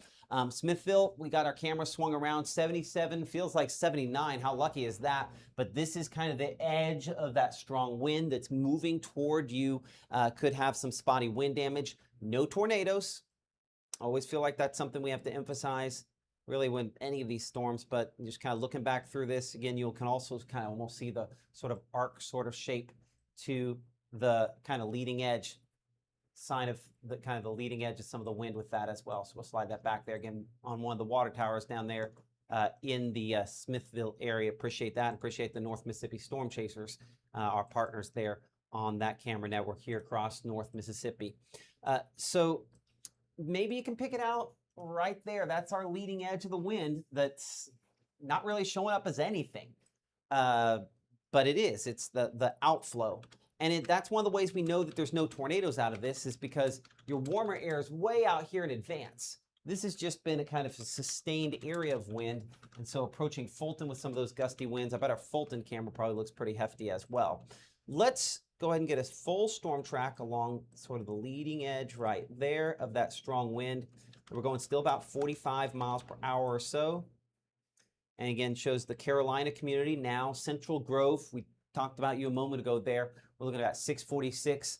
Cardsville, 648 there. Wren, about 650. We're looking at Tilden by about 650. Bigby, about 650 as well. And we start getting kind of into some of the neighborhoods there in and around the Amory area, back towards Smithville by about 650 or so, 655, as that's moving through some spots there. So we're about 10 minutes out for some of those locations as it's moving toward you. We'll go ahead and change our time frame on this. And we'll size the locations. There we go. And so Hatley about 659. We're looking at Detroit about 710. Hamilton, Alabama, about 716 there. Soligent 721, Beaverton 725, Guin at 729, and Brilliant at 736. This has been all the way back into Arkansas, damaging wind gusts. No reason to believe it'll be anything different than that going forward. We have not talked as much about our True Shield hail swath today because we just have not had those kind of returns. Still looking at it, still not really seeing much in the way of hail returns out of this over the last hour. Little bits of pink we see here in this atmosphere. That's just not something I'm overly concerned with. That puts it in the possible category, or maybe we had some small hail. Much more likely that we saw some spotty wind damage out of these storms as they progress through. And looking at our severe threats, that remains probably our main issue. And honestly, it looks underwhelming looking at peak threats on here, but certainly not what you guys are telling us in the chat, what you guys are seeing out of the spots. Wind is extremely gusty here in Peppertown, Fulton. Again, that's on the east side of the Fulton area there. I started checking that Fulton camera a minute ago. We'll actually do a power out on Williams Young Road. Appreciate all of your reports you're sending in. Peppertown, crazy wind there. The lightning, something we're looking at there. And obviously some issues from other spots. So there is that cameras as we're looking here. That would be, I guess, the eastbound camera. I want to look the westbound, which is going to be this one here. And I think I don't want to gloss over. I think Gabe might be right, is that this is a pretty decent wall of dust. Is that Is that a fair Understatement of the statement? year, Matt. Understatement of the year. I'm still wiping dust from my forehead. You will be. Like that's what happens. Need a good shampoo heading into tonight for sure. But golly, yeah, it's a wall of dust. Granted, it was a lot of pine straw too, so that was around the time where we shut the door and went back in. But I mean, yeah, it's been so dry. So there's plenty of dust to go around, and so once those winds start whipping, especially the outflow boundary out ahead of it in areas that have not seen rainfall, it's able to pick up that dust and really get it blowing even along the leading edge. So yeah, don't be out in it, needless to say. This is a look at the video. Honestly, if there was audio, you'd be blown away literally because it is loud what was out there, and I had to put one foot in front of the other to kind of hold my ground in this before I meandered my way back inside. You can see some of the dust being whipped there on the ground. The street lights were honestly kind of tossing and turning too. That was where some of the limbs knocked off of those trees there, and there's a garbage can off there in the distance that ended up rolling across the road. It kind of did like a cartwheel, so it was a pretty gusty situation, and that continued even. There's Old Glory blowing in the distance. The trees there by Papa V's were getting some breezy conditions too. You can see the debris blowing past the camera. That's that dust we're talking about, and there's the pine straw. Yeah, moments before disaster right there. And we came back inside, Matt. Yeah, well, I mean, disaster might be a relative term. My on that eyes there. think it's a disaster. Yeah, I get that. I get that. So again, looking behind you there, things still pretty hefty in the Tupelo area down on the south side of town. Yeah, and we're getting, as you saw, pictures there closer to Chesterville, that west of the airport. So not all the way in downtown Tupelo, but it definitely did carry over, and the heavy rainfall coming down now. Reporting station, unfortunately, you know, Matt, today is going to be the day we're going to get that looked at to make sure we get those numbers right. But it is just a gust of that cold air. That's that outflow boundary that's getting out ahead of the storms, that rain-cooled air that's developing, and that's a positive to give us some of that cooler air. It's just got some impacts back behind it with those gusty conditions. We talked about the damage report that was submitted by Joey. This along, I believe, County Road 501. I want to make sure I have that right. Yeah, County Road 501. I'm working to get the exact location on that, but some power lines down due to the trees being snapped. So that's where we're talking about sporadic power outages due to wind gusts knocking power lines over or due to knocking down some trees as well. So if you can, when you send in those reports, send in your location too. Otherwise, you know, we can find the location, but it just helps us out and saves us some time if you have that location there as well. And I appreciate everyone who has submitted those pictures so far, letting us know your reports, and we forward that right along to the National Weather Service so that way they know what's going on. I mean, we talked about it at, 6 o'clock, Matt, how they issued a severe thunderstorm warning because of those reports that were coming in. So that's why those reports do matter. It helps with the warnings, helps with the heads up, and helps let folks know what they can experience. Exactly, and unfortunately, it's sporadic wind damage. They'll probably continue. That's what they're going to keep experiencing. Appreciate that. Monroe County, you're under severe thunderstorm warning until 7:15. You're watching Mississippi Live. Again, we're a 24/7 streaming service based out of the Tupelo, Mississippi area. We do weather. We do news. We saw that from our Emily Leonard a little bit ago. And we are tracking a storm here on our North Mississippi Storm Chasers camera in the Amory area.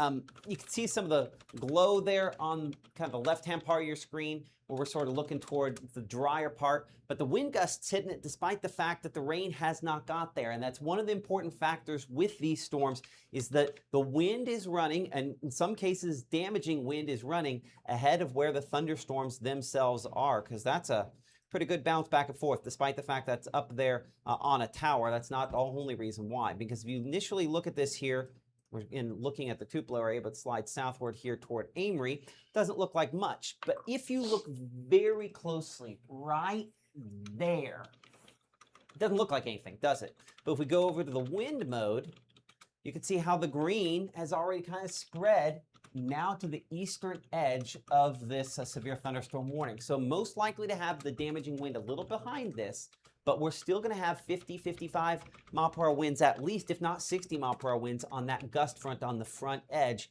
as the relatively drier, hotter air gobbles up the moisture and the rain-cooled air coming from it.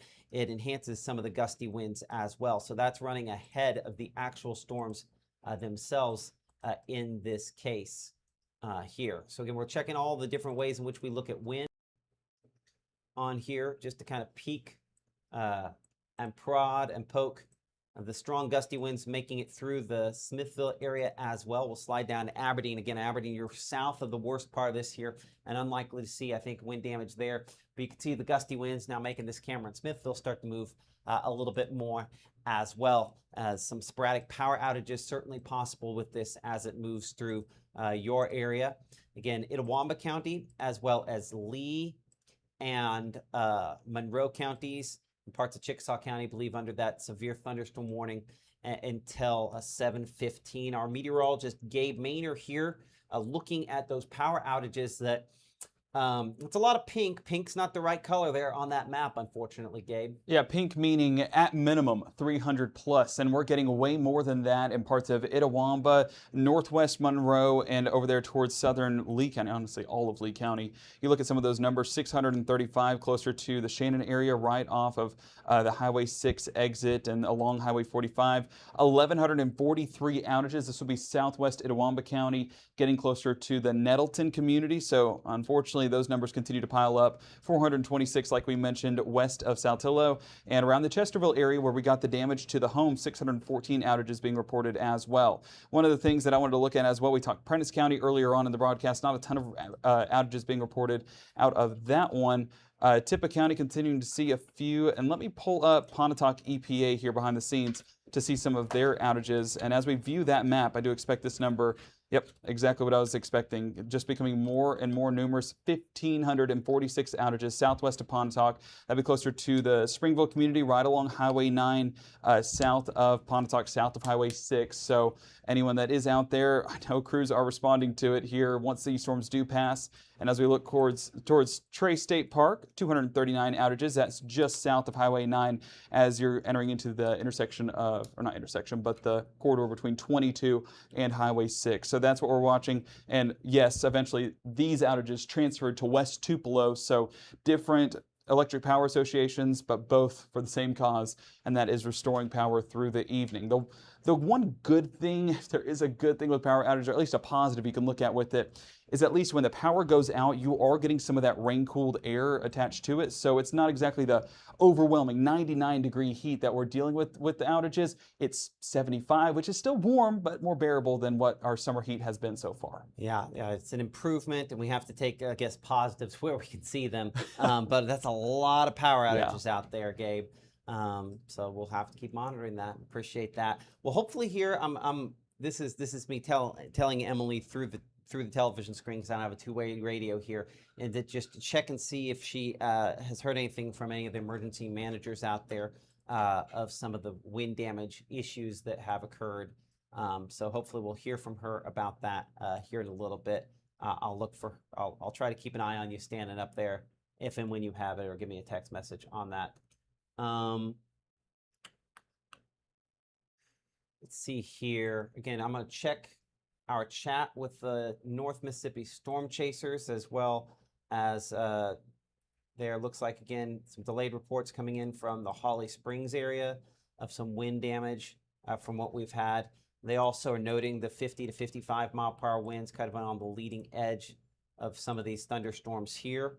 I'll pull up our chat with you guys at home at the same time here for a moment while we're looking at that. The last little bit was blowing stuff everywhere about 15 minutes ago. Loretta, sorry to hear that as well.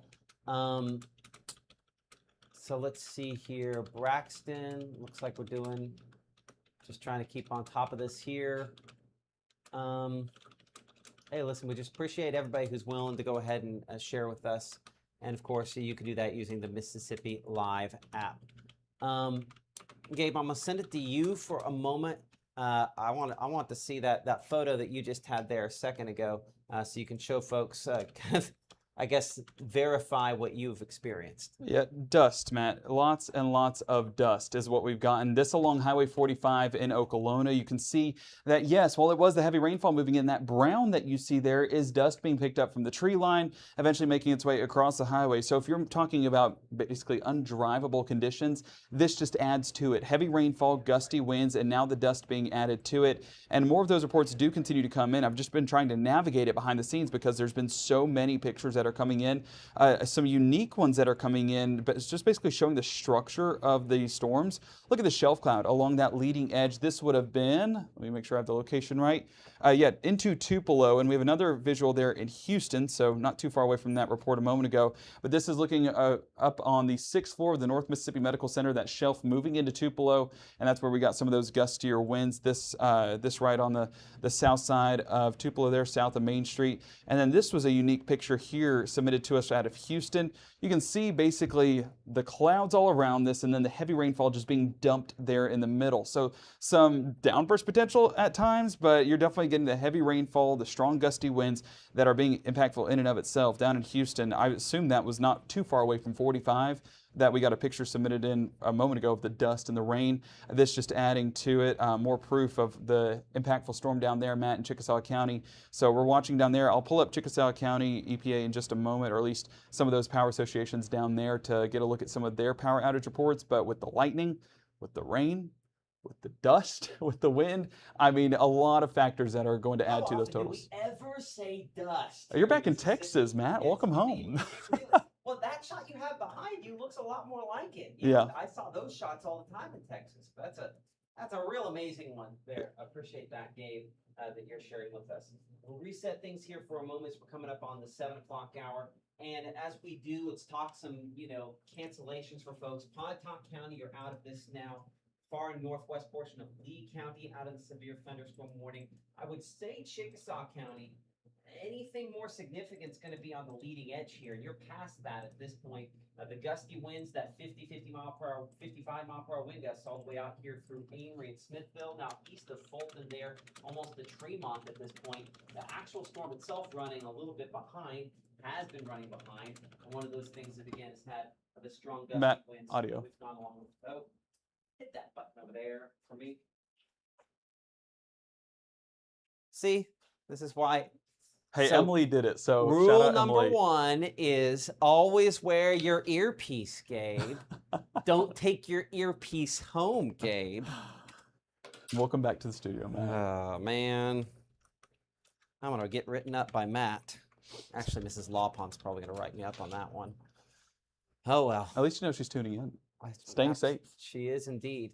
I see her working behind the scenes as well to hopefully get some information to you guys. Appreciate all the hard work she's putting in on news and all the reports that you guys continue to give us. This kind of looks this big green here, this big green blob. That's the leading edge of that gusty wind we're talking about. And as much as I say gusty, it might as well say dusty because it's gusty and dusty on the front end of that. Hail, not something we're really concerned with. Though I do want to check out this storm. I wanted to look at this storm up here near Detroit. Been watching this kind of out of the corner of my eye for a while. Let's go and put a 30-minute loop on this here as this storm. I mean, still could have had some sporadic damage with it as well as it moves toward the east, kind of out of sort of ahead of everything else there. Showing a little bit of gusty wind out of that one as well. On a more organized day, we might actually have to watch that for a little bit of rotation. In saying that, that's mainly, I think, again, some heavy rainfall and then possibly some of the strong gusty winds from some of the downburst potential out of these storms today.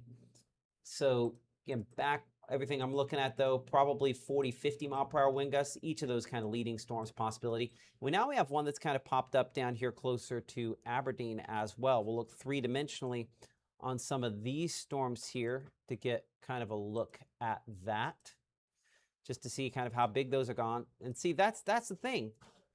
That storm right there, underwhelming when you look just at the 2D version, but 3D, a completely different thing. Same with this storm here south of the Houston area as well. Those don't look nearly as impressive, and the storms that have the official severe warning up here aren't quite as impressive either. They've largely, but this is the second time when it was in northwest Mississippi, I was like, looks like we're just about done, and it's continued to ramp back up. So, let history prove what it's going to prove on that there. Let's go down to Aberdeen, though.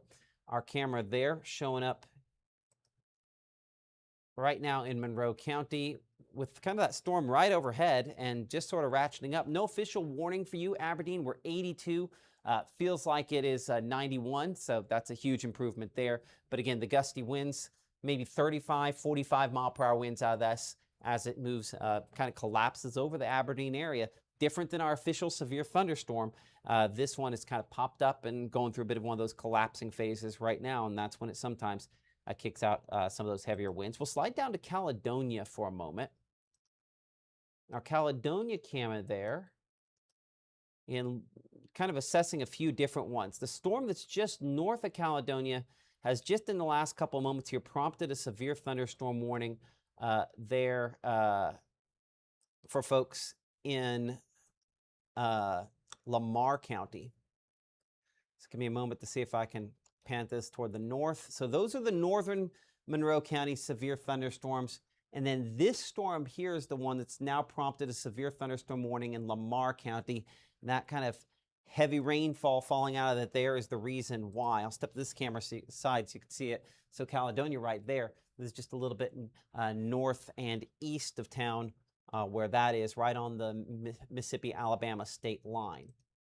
So coming back on over to, again, Mama Justice Doppler radar. It's the one right there near Malloy, moving toward Vernon. And here's the deal. If I were to take this down to just the regular rainfall mode on this here, it doesn't show any of this stuff on the east side there, right? It just has what's fallen there near the Bedford area. But we go back to 3D and look at that. You have all that that's aloft there that's going to fall on the north side of Vernon, probably spread into Vernon. So that has prompted a severe thunderstorm warning for Lamar County that is in effect until 7:45 p.m. Current time is 7:04. So for some folks there in Lamar County, again, expanding eastward with this as well. So we'll make this, again, a 1-hour loop. I'm going to trade Gabe places here for just a moment while I work on some stuff here behind the scenes. And I'm looking toward Emily. Emily, give me a thumbs up if you've got something, and thumbs down if you don't. Let's see. She's got a thumbs down up there, and that's a good sign. That means we have not had a whole lot of significant damage reports from her. So Gabe, as you take over for a moment here, new warning for Lamar County, and then other storms developing southern Monroe County as well. Yeah, not shocking at all with how many boundaries that we have, just kind of allowing for the development and the ignition of some of these storms and unfortunately the strengthening that occurs as well. So as we look at that storm over there towards Lamar County, one that we need to continue to pay attention to over there towards Vernon and now moving closer to Hytoge. You know, talking about a track on this, what was your speed? Did you still have it about 40? That one, I would say, again, I would say 35 to 40 seems very reasonable. It looks like a new warning there for part of Marion County as well. Yes, so right along that leading boundary, when we talk about that gusty edge, that gusty outflow, so let's put it on that latest scan so that way we can get the exact positioning on that. And as we kind of drag that out, technology is not really cooperating at the moment. I'll switch your spots. Yeah, it's a little.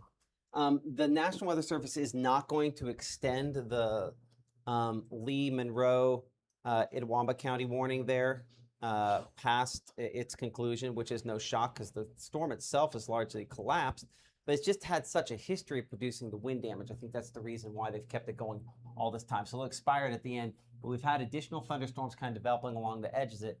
We have not looked closely at this southern Chickasaw County storm, so we'll look at that. Hold on, real quick. What were you tracking before I disengaged you a second ago? Just the Vernon storm down there towards Lamar County. Okay, so let's go ahead and do that here. Slide up north to get a shot of that here. So, and again, north of Vernon is where that storm could be most intense. Look at the echo tops. You see we're too close in to have a good shot at that, but maybe a little bit of hail possible out of that on our True Shield hail threat. So watching again along Alabama Highway 17 north of Vernon. This is going to be expanding toward you. Back on the lowest scans here, again, we're still waiting. This is where our heavy hail and rain or whatever it is, and the next batch of strong gusty wind is about to fall out of it right there. So let's track from that point there forward, we'll say, and by the way, if you use your middle mouse button, you can scroll your view out at the same time you're holding it. So if you don't have enough room, you can make room that way as well. So Crossville, 716 for you. Mount Vernon, again, we're in Lamar County, Alabama by about 724. Fayette at 731 there. and Rossland City at 7:35 in the path again of that storm. But as we slide back over toward Houston, and Anchor and Woodland, let's get a shot. This one is on our boundary, one of our boundaries there of rain-cooled air. So everything south of this is just nasty. North of this is cooler. But that storm, checking the True Shield hail swath on that one, comparatively speaking, nothing with that. So that's a good sign there as we kind of look at that all the different ways. So you will also note, again, that is now starting to show a deeper, darker purple on our peak threat, meaning the likelihood of maybe seeing some large hail is increasing. So we're going to have to continue checking that hail swath. And a reminder, the reason why we do this is we pair up with our friends there at True Shield Roofing, who are doing the best they can, again, to help out folks with roofing. But they're also giving away a $100 gift card if you have the largest hail report and it's in excess of 1 inch in size. And so we do expect that it's not impossible to get some hail out of this storm, still in the possible category. Once this gets up in the probable, the likelihood is obviously a lot greater that we're starting to see some hail damage potential out of this there. Our meteorologist Gabe Maynor has been looking again at the pictures that you guys have been submitting. A lot of damage pictures still coming in that I see him pulling up there behind the scenes. Gabe, let's take a look at some of those. Where are we looking at with this one here? So this is a look at Tupelo, and it's kind of the before and after is what I call it, because during the storm you can kind of see how, or I guess before, during, and after, you can see the damage that took place with those strong gusty winds, knocking down some of those large limbs. I will say, grateful it didn't knock into any of those power lines, but it doesn't really matter for folks out there in West Tupelo dealing with those power outages in a large part of the community. And then the rainbow after the fact. So that's the beauty of the rainfall. Unfortunately, we do have some damage that came out of it as a result of that rainfall. This is also a look at damage. This is a shop. You usually have this whenever you have those metal buildings where the metal just kind of gets ripped off. You get a gust of wind underneath it and it just rolls off of the building. That's kind of what you have here. Some of that metal kind of ripped off the building. And that was a shop over there in West Union. Gary submitting that photo, and a scary sight and a scary experience as he was describing it. I'm glad that everyone is okay, because you know, while these storms moved on through, you can see some of the damage that they did. And the tree limbs, this is why I always say when it's wind, just go inside the house and go away from the windows, because whenever we're talking about strong wind gusts, it can knock down some of those tree limbs, and as a result, it can fall onto structures. In this case, this is a look at a carport, and that limb is not overly thick, so it's not going to be as dense as, say, a tree or something of that matter. So it still was enough to dent that carport in, Matt. And you can imagine if that was a window, probably knocking that window in. So that's why we say stay away from the glass, stay away from the windows and doors, and just kind of get to that central location inside the house, similar to tornado rules here, but just to stay away from any of that potential debris, limbs, trees that could be flying around the area. Okay, and I'm going to let you toss to Emily because I think the shot is set up over there. I see that she is ready. Perfect. Well, Emily, what do you have for us that are coming out of these storms? So, Gabe and Matt, I was able to catch up with the Lee County Emergency Management Director, Lee Bowdry. And Mr. Bowdry told me that right now they have 8 incidents, mainly tree damage, trees down, ranging anywhere from Shannon up north to Saltillo. He told me that he's compiling a list of these incidents and these damage reports for me. So hopefully he will have that for us just a little bit later on. I've also reached out to Tippah County, Pontotoc, Tishomingo counties. Right now, I haven't heard anything back, so we're going to take it as no news is good news, but you guys keep showing damage from various places, most of it wind damage, unfortunately, and a lot of power outages. Looking at the map for Tombigbee, there's a lot of outages in the area. A lot of friends texting me saying that, hey, I don't have any power in Saltillo, but don't worry, crews are out there. They are working on it, especially once it is safe for them to do that. Also, Matt, I wanted to bring up a couple of things for you just really quickly. I put in a couple of videos, both of them out of Tupelo. One of them from the hospital. It's a pretty good shot of the rain coming down in Tupelo near the hospital, and a couple other things for you as well. But from here, just trying to wait on some reports and see what else we get in.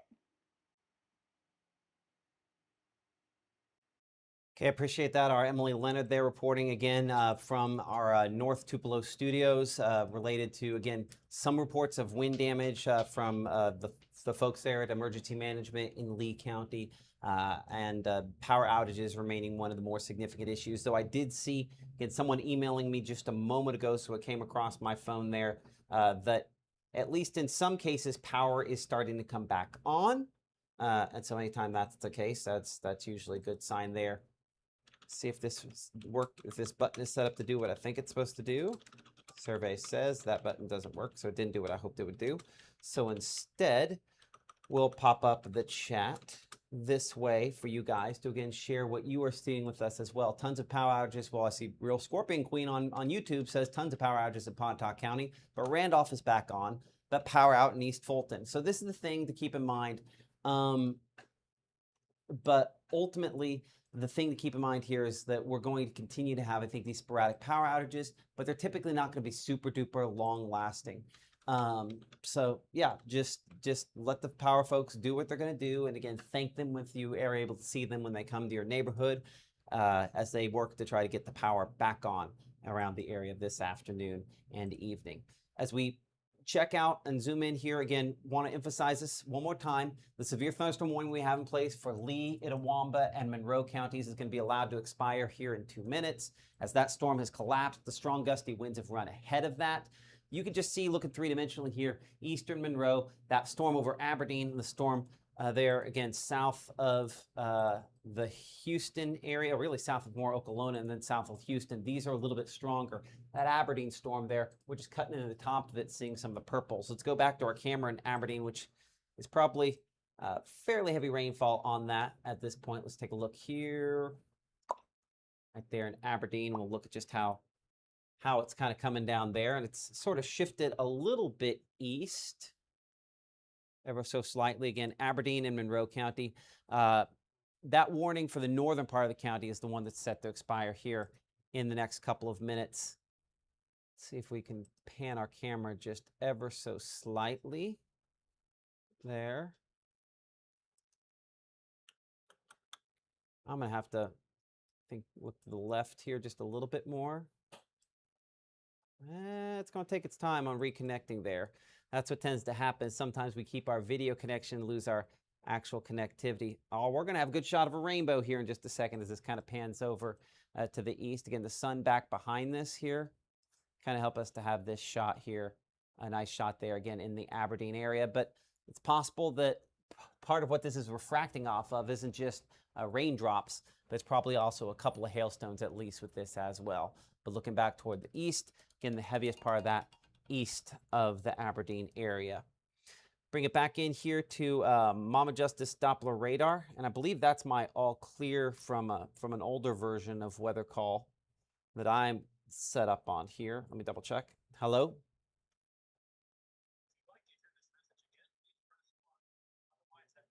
Yep, that's what that is. Okay. So now we have, again, those storms, and then the storm over Vernon's got a lot more impressive in the last few minutes as well. So looking here, again, around the Vernon area at some of the heavy rainfall, gusty winds that this is producing there, as a lot of it's, kind of made it to the ground. That green line, that sharp green line is the leading edge of the gusty winds. But again, this is that heavy precipitation. I'm looking all 3D on it to see that a lot of it is sitting up aloft there above the thunderstorm. At this point, Vernon and Lamar County under a severe thunderstorm warning until 7:45 p.m. there. Gabe, I'm going to have you take a couple other pictures here, kind of give us an overview on that, because I've got to restart one thing here. So I think I can do because it looks like it's fine on the air, but my control behind the scenes is just a little bit behind. And it looks like the number of rainbow pictures starting to increase, which is always a good sign when we get more rainbows than some of the other things that are coming in. You're right about that. These were photos submitted by Casey just in the Tupelo area. Let me make sure of that. I believe in the Tupelo area before I go talking too much. Yeah, so Tupelo, Mississippi. And just look at some of the spectacles, even a double rainbow being seen out there in Tupelo as well, just kind of thumbing through these. Really some cool cloud iridescence there along the leading edge of those dark clouds. So almost a rainbow fixture there as well. Really cool photos, Casey, and I appreciate you for sending those in to us here at Mississippi Live Weather, and definitely some neat shots that, I'll be honest, I've not ever seen anything like that before with that cloud iridescence there. Lightning, also a big factor, including a rainbow. There's rainbows in every single shot. We've gotten a damage picture with the rainbow in the background. Now, those are some pretty decent cloud-to-cloud strikes over there. Let me get an exact location on this, but I mean, we're talking Morville from Maya, so no, those are some pretty decent lightning strikes over there in the cloud-to-cloud strikes. You hear those rumbles of thunder for sure, and the rainbow there in the background, you can definitely see that this was after the storms kind of moved on through. You know, I remember back, 3 weeks ago or so, there was a lightning strike that ended up striking a home in Saltillo. And the whole time that we're shooting video of what took place, there's lightning that's still going in the sky. We're seeing it happen. So you get a lot of those cloud-to-cloud strikes whenever these storms even pass. So that shows that even once the storm passes, kind of give it a second before it clears on out before you do go outside, because we don't want that lightning to end up being a cloud-to-ground strike and being a little bit more impactful. But, you know, usually with these strong storms, once these do clear on out, you can get a few of those strikes even beyond the extent of that storm. More of those rainbow pictures coming in. This one, a pretty great shot out there in Tupelo from Melanie, and you can see those dark clouds there in the distance, but a complete rainbow being seen in Tupelo. That's actually right past Main Street, so Mississippi Live Studio in that picture there in the distance, Matt. But I mean, I can say first and foremost, we had an impactful storm, and definitely going to be definitely going to continue to be those impactful storms as we head through northwest Alabama and even towards around Chickasaw County. Which, speaking of, I did pull up the outage map for Chickasaw County, and this is just towards the south and west. So this will be more towards Houston. And you can see how the large number of outages, about 168 there. Let me actually zoom it in a little bit more so you can see it. 168 outages along Highway 15 along the Houston bypass there. This will be just south of the Houston airport where we're getting the largest number. Kind of zooming things out there, more sporadic outages along Highway 15. So this is an area that we continue to pay attention to. In fact, let me refresh that just to make sure that we don't have any additional outages. Yeah, so still around that same number. Pontotoc County, this is a positive for you. We're talking about those power outage numbers coming down, Randolph getting power back. Well, those outage numbers going from about, 1,500 to 59. So those are trending in the right direction. Along Highway 6, still 232 outages. This would be just northwest of the airport, northwest of the Walmart there along Highway 6. And Trace State Park, still about 239 outages. But you look at the map, we see 1, 2, 3, 4, 5, 6, 7. There's probably 30 individual spots on this map alone where there's an outage occurring, and the crews have to get out to those spots. So, of course, they're going to try to eliminate the largest numbers first, but then you see one outage there along 6, another report of 2 outages further down the road. So they're going to get to it as we head through the evening, and some areas more busy than others. Speaking of busy, Northwest Mississippi had an absurd amount of outages earlier on, including Tate and DeSoto County. Now looking at those numbers, while they have come down a bit, there's still a large number to report. Even out there towards the Sledge community, this will be around Crenshaw. Remember our camera that we lost right at the top of the broadcast? This is exactly why, with the power outages that took place over there along Yellow Lake north of Highway 315, and then additional outages up there towards DeSoto County, albeit pretty sporadic. But as we look east of 61 and west of 55, where those reds are showing up a little bit more prominent, that's the West Days community, and some pretty large numbers there as well. So folks, continue to try to restore that power, even over there in Tishomingo County. I do want to look here, but I'm sure they're just trying to let these storms pass on by and definitely make it a little bit safer, because we saw the cloud-to-cloud strikes a moment ago. We don't want to be up even higher, even more vulnerable to it. So I know crews are expecting the same thing and doing the same thing, and I recommend them to stay on the safe side. South Tupelo, right around Shannon, those outages still around 663. I'll refresh it here to make sure I'm not missing out on anything, but West Tupelo, 630, Saltillo, 426, Nettleton, 1143, including areas southwest Itawamba County. Tombigbee is going to be one of the areas that are very, very busy this evening. Okay, yeah, a lot of them out there. Needless to say. Needless to say, that's true. I appreciate that. Our meteorologist Gabe Maynor there again, going through some of the power outage situation. Let's make sure we can give some all clears here for a moment for some folks. Again, I think we're really, for most of us, again, past the worst of this. For all of our friends here on the Mississippi side, again, there's going to be some power outage issues we have the next couple of hours here. This batch of storms we have from Chickasaw County back to Monroe County, if these and when these go through a collapsing phase, some 40, 50 mile per hour winds are possible, and that will cause some sporadic power outages. That will cause some sporadic wind damage. But this is not a tornado situation. And everything back west here, we're done. We're not going to see redevelopment. It's just you have this kind of boundary here, and we talked about this 5 and 6 o'clock, how we'd still continue to probably have some storms here approaching the Golden Triangle through the 8, 9 o'clock hour perhaps this evening before we're all done. I've kind of kept this in 3D mode because it just kind of shows what isn't necessarily as obvious when you just go back to 2D. In 2D, you can see kind of your blobs of red, right? And there are two in particular that obviously are most significant. Back here in Marion County, of course, that's one of those. 645 here, Tucker, Glen Allen. We're tracking that for you. Again, moving eastward at about 35 to 45 miles per hour. This is not moving quite as fast as that other thunderstorm that we were looking at. In fact, if I do this, I'll show you that this isn't probably anywhere near as fast as I just said it was. It's probably, see, that's probably only 20 miles per hour, which is vastly different than kind of what we had. It's sort of following the area where the development has occurred there, moving southeast. So that one moving a lot slower. So again, we'll go, I'll say 30, but it's honestly developing ahead there because you can see there's that little one right there ahead on I-22. That's the thing, like it's following kind of the intersection of those two boundaries there. And as those kind of come together, that meeting point is what's helping to spawn those storms. So that's going to continue right along I-22. So if you know someone who's traveling on 22, clearly we're going to have some issues with that going forward into the evening. Likely probably still to continue to have some storms that are fairly strong there. So you can see some of the times there. Eldridge at 7:30, Clark at 7:34, Kansas at 7:37. And honestly, the place that'll kind of develop the storms is right on the leading edge there. And so that gives you kind of a better time there for some of those spots where maybe the beginning of some development there. And it's all rainbow pictures I see with Gabe back behind the scenes tonight. Not a bad view to have. Not the worst thing. Not the worst possible outcome. That's for sure. We have not talked about our flood advisory back out here for Union and Tippah counties. Does kind of scrape part of Lee and Alcorn counties into that as well.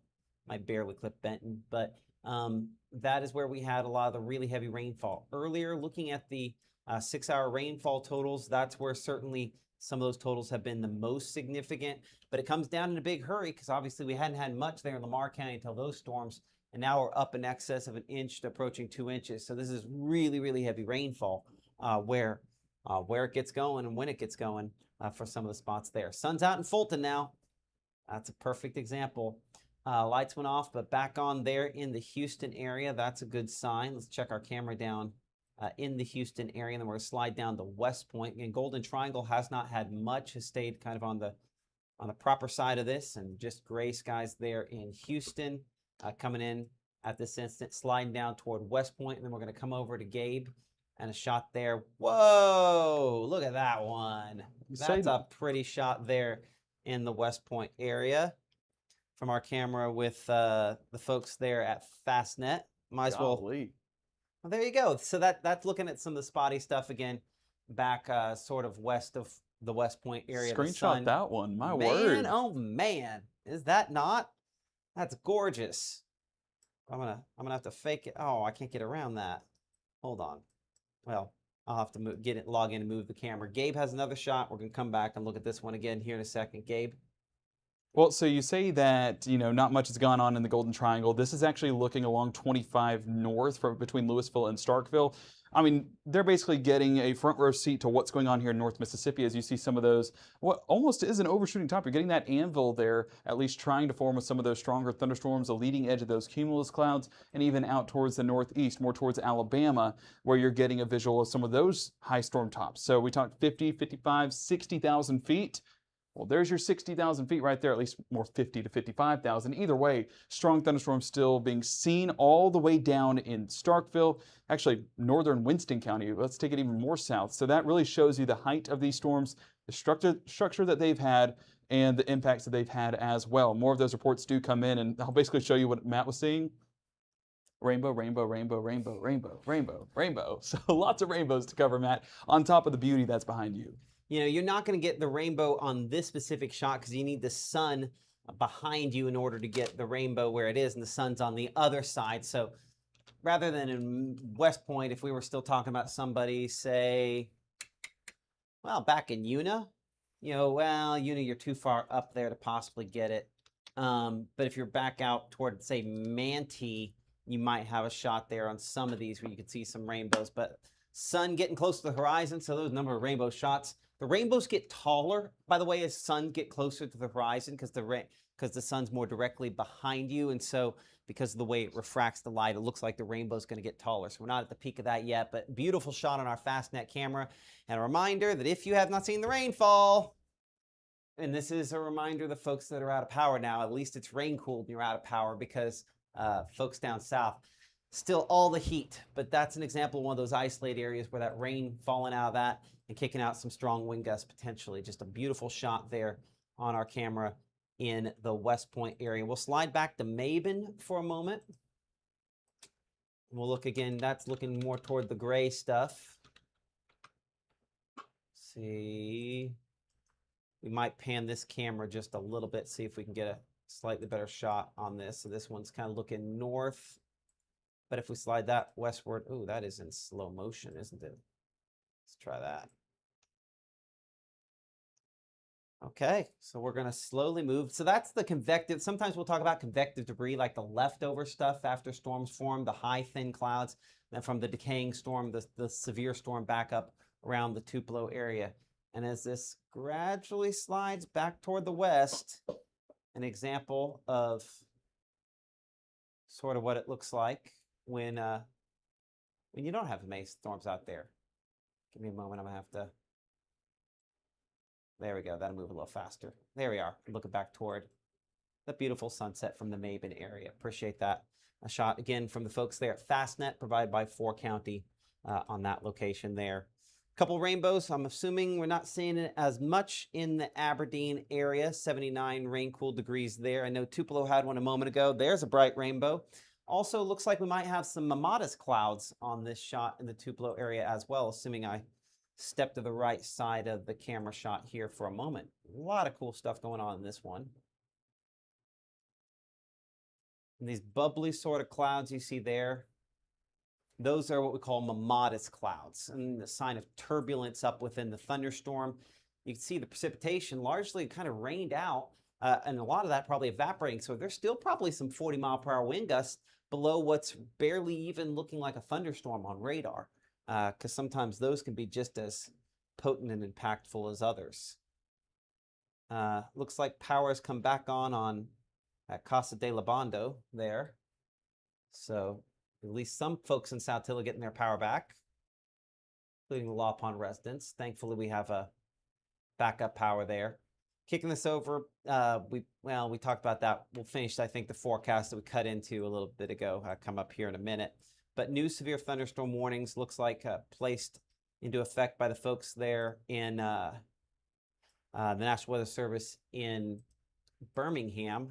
They went with big ones just to capture the entirety of the rain-cooled air with that outflow boundary there. That's what that green line is kind of moving forward, is that rain-cooled air kind of spreading south and eastward with this. And so just kind of a big, sometimes we'll call it cold pool. It looks like just a big wave moving southeastward. That's what that is doing right there from Millport back to Fayette, Alabama.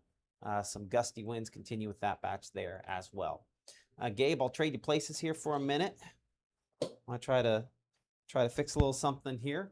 But largely, we have not had a lot of damage pictures coming in lately. That's the goal, right? Just to keep the chat kind of quiet whenever we're talking about damage pictures, and just get the rainfall that we so desperately need, as we've been talking about for the last several weeks now.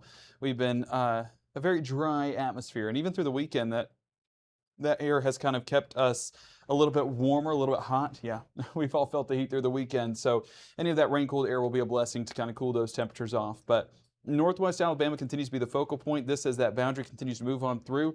In fact, you're getting those boundaries kind of colliding in certain spots that could produce additional development, kind of acting as a convection point there, or at least a lifting mechanism to perhaps produce a few more strong storms. But yeah, kind of a blanketing warning there that issued until 8:30 on your Monday evening. So as we track that out, let's really track out that outflow boundary. And Matt, I'm going to ask you again, speed that you had on this on the last track. I was not moving as fast. I would say 30. 30? Double check it. It was not moving as fast. 30? Okay, well, let's double check it. To kind of track that as it moves more into Alabama, new state, new track, might as well. So as we track that out, we're going to keep that, kind of watch these individual cells as they fired off. And in fact, it's got a little bit of an interesting movement to it. You know, that there is only about 22 miles an hour because of this cell. Like, watch right here.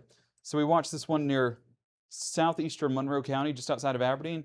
Watch the movement on this. Kind of almost directly east. It interacts with that boundary, became severe, and has kind of keep that eastern movement to it. But along that boundary is where we see some of that initial development, and that development will continue on. So let's track out the boundary actually. It's not going to be necessarily the movement of these storms, but it's at least going to show where that initiation point might be for additional development through the rest of our evening. So as we drag that out, it's going to measurement on that. It's still not going to be 40 miles an hour like it was earlier on. We're sitting at about 30 miles an hour. So as that tracks towards the south and east, we can do an updated storm track there, and we'll go right along that boundary. So again, storms probably going to be a little bit after this boundary, but the boundary is what we need to track for any of that severe development.